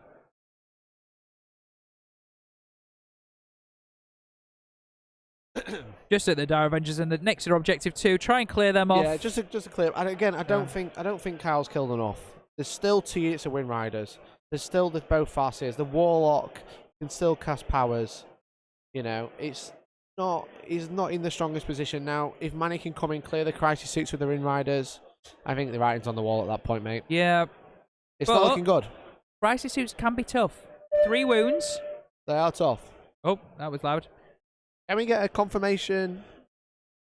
Can we get a confirmation about how much time is left? So this is a charge from the crisis suits into here, but they've just failed on after a reroll. Okay, into the Warlock. Yeah. So just failed after the reroll. That was a 6-inch. Trying to tie up that bike. Yeah. And if Neil gets a second, can we just check the clocks for times, please? Let us know what each player has. We'll find out. Just that there's the round is coming to an end, but obviously these guys are on the chess clock. So I think there's a handshake there. That's game. He's just conceded, I believe. Yeah, that is understandable. Yeah, there was 8 minutes left each, but yeah, okay. Just conceded. Yeah, it's understandable because Kyle just didn't quite kill enough in that turn. Now he's gonna probably just lose. Manny wants to play alpha points, so we'll let him do that. Fair enough. Yeah. So yeah, so because Kyle just didn't quite kill enough, the two units of Wind Riders still alive, both Farseers still alive for all of the boss. If he killed the Farseers, I think it'd be a different game. Yeah. But now, like, as you can see, Manny can just consolidate up with the bites, grab all 5 objectives, deny Kyle any more points for the rest of this game. That's a shame. Make sure the clock. That's a real shame, that, to be honest. Cool. So he's got a couple more dice rolls, but yeah, so basically Manny's going to be able to max out his primary now. Yep. He's going to get a Stranglehold. He's going to keep his to the last. He's going to max out Nakmund as well. Yep. Kyle is probably going to sit on that. Yeah. That is a brutal end. That is a brutal end. That's a shame. I guess with Manny going first, being able to push out and grab all those objectives, grab all of the board, and Kyle not being able to, his counterplay, not quite doing enough, not being able to get to those characters, not being able to secure those objectives, not being able to push back. Yep. Manny's just got the board now. Yeah, for sure. Which is a real shame. A real shame. So little stuff like he's just advanced away. There's a few Dire Avengers left just near objective 4. They used one of the dice rolls at the start, got an advantage. The strand to then move back. The rest of the characters have also moved back into that building, protecting them. He doesn't need them to do anything really anymore. He needs to try and kill Kyle's to the last in the next turn or two, which, yeah. He's just trying to get as many points as he can. Now, if they were going to play this game out, all Manny does is just put one unit on objective 2, just to deny Kyle any points, and then hides, and then puts another one out and hides, because Kyle just can't hit anything now. Yep. The crisis suits have come down. They've tried to do it, and they've just not quite made it. David says, how wrong was I with the scoring? Yeah, the scoring, when he said, I think there's going to be 5 points in it, was a little bit wrong. A little bit wrong for this game, but yeah, this is just pick up and clear now. It's a real shame for Kyle. It's a real shame. Yeah. Again, just a couple more dice rolls here and there, a couple more saves here and there. And it could have been his game. Yep. But now, as you can see over here, it's just Manny securing those Wind Riders, getting those stealth suits, gets rid of his back line. It's a real shame. It's a real shame. We were really rooting for Kyle. I thought he had it, but again, looking back, I think the only thing he struggled was, again, you can't control who gets first turn, right? No. It's a dice roll. But it made him have to play so defensively. Yeah. And he played it out, you know? He played it out. He gave it a real good go. I think, again, a couple more dice rolls here and there, it could have been completely different. And actually, if he'd have maybe somehow managed to start chipping into those Wind Riders that have moved on to objective 2, all of a sudden they become a less of a threat as well. Yeah. But he didn't. He didn't have that enough. Didn't quite manage it. Yeah. And David's right. He says Eldar play every phase, whereas the Tau only really play 2 phases. They play the movement, they play the shooting. Yep. Eldar have every single phase to play with, you know? There you go, 6 mortals. 6 mortal wounds Farseer. On damn. That's into the stealth suits, I believe. That was the drones that he's cleared out by the looks of things there, at least. And then, I mean, is the squad gone, or is he just pulling? He's pulling a couple of them out. Yeah. Bad sequencing on the mortal wound strike against Avengers cost him. Yeah. If he'd done that munitions round, as you mentioned, at the Die Avengers, a full unit of 10 would have killed a whole bunch. And then he shot into him, then killed the unit. He would have been able to pick on those characters now, but this is just cost him. But then again, like you said, in that moment, you don't necessarily know you need to do that, do you? No, exactly. Yeah. That was the one he was waving around, like, and he didn't think about it. He didn't think he needed it, and he didn't quite make it. Because then it's just so much more dice rolls. But you would have thought they just clear the Die Avengers, but they have a 5+ invuln. So anything can happen, you know. Could make them all. He doesn't ignore any saves, so because they were closer. They were the closest unit towards the Farseer. That's the problem. So if you're Manny right now, you just Nakmund with the Wind Riders because you don't care about killing anything necessarily. Yep. You make sure that you get Stranglehold. Yeah, they both got plenty of time to call. It's about 8 or 9 minutes each left, so they're all good. Again, Kyle's conceding anyway. The clock's there to make sure the game gets finished. It's not there to punish people. Yep. So it feels like it's easy to hide the important units. Yeah, Manny was able to hide a lot of units on this terrain. I guess that's kind of the problem of this sort of map type with so many big blocks of terrain. It's really easy to hide Wind Riders and Shining Spears because they can really like toe into each other. They can really hide against each other. Like, look how close those Wind Riders are. You know, they're just all like piled in because they're on such a small base. Yep. So yeah, I think it's pick up time now. Oh, it definitely, yeah. It absolutely is, yeah. Shall we? There's just a few minutes left. We're just doing probably the final scores. We can probably call it there. Manny's going to get max strangle. He's going to get max rod. He's going to get max to the last. Yep. And then Kyle again is going to end on probably 20 odd points. Yeah. He's not going to get just a hold totting up one. now, I believe. Doing some totting up here. I think so, yeah. As I said, Kyle can't really respond now. No. The crisis suits kill some wind riders. Doesn't change the game state. Manny just puts something else out. Just keeps taking strangle. Keeps getting his taken hold. That's it. Looks horrible, doesn't it? Yeah. So shall we call it? Yeah, let's call it. Let's call it. Yeah. So there you go. So thank you much for watching, everyone. Congratulations to Manny of Glasshammer Gaming for taking that win, and commiserations to Kyle. Played it like a champion. Oh yeah. He gave it his all. He gave it everything. He tried his best, but just didn't quite do enough. Again, maybe that sequencing was an issue. Maybe it was a couple other choices that was an issue, and maybe a couple of dice rolls. Kylie's a great Tau player, so he will hope. I'm sure he'll watch this bag or he'll assess how he played. And he's a guy that won't just drop Tau at the drop of a hat. He'll be back again. Probably playing Manny at a different tournament down the line with a different or a tweak list or the same list and just know how to cater into it differently. But look, 40k is an ever-changing meta. I really like Kyle's Tau list. Yeah, it's cool. And it's really cool. He just came up against a great opponent with a really tough Eldar list. That's 40k, isn't it? You know, the boogeyman. You know, Craftworlds. They played the Craftworld Tyranids, and Tau and Harlequins are the top 4 factions. You know. Yeah, for sure. So but we have 2 more games to come. Two more games, you lucky people. We could see Manny back on table 6 at the end. Maybe we could. Round if he goes and smashes the next one. Hopefully there's something that's not a mirror match in the next round. That would be good. That would be really good. It might just be Manny. It might all be Tyranids that people seem to think. Yep. Lots of Tyranids and some Maleceptors and some flying hive tyrants. All the goodness. All the goodness. But there you go. So that is the end of the game. So we're going to have a break now. We're going to have some lunch. Yeah. The next game will be going up, so make sure you subscribed or join the Discord to get alerts when we do go live for the next game. And thank you very much for all the support, all the super chats. We've got 2 more games today. We've got round 5 coming up after lunch. You absolute legends. I love you all. We love you all. And we'll see you soon. Goodbye. Bye, guys.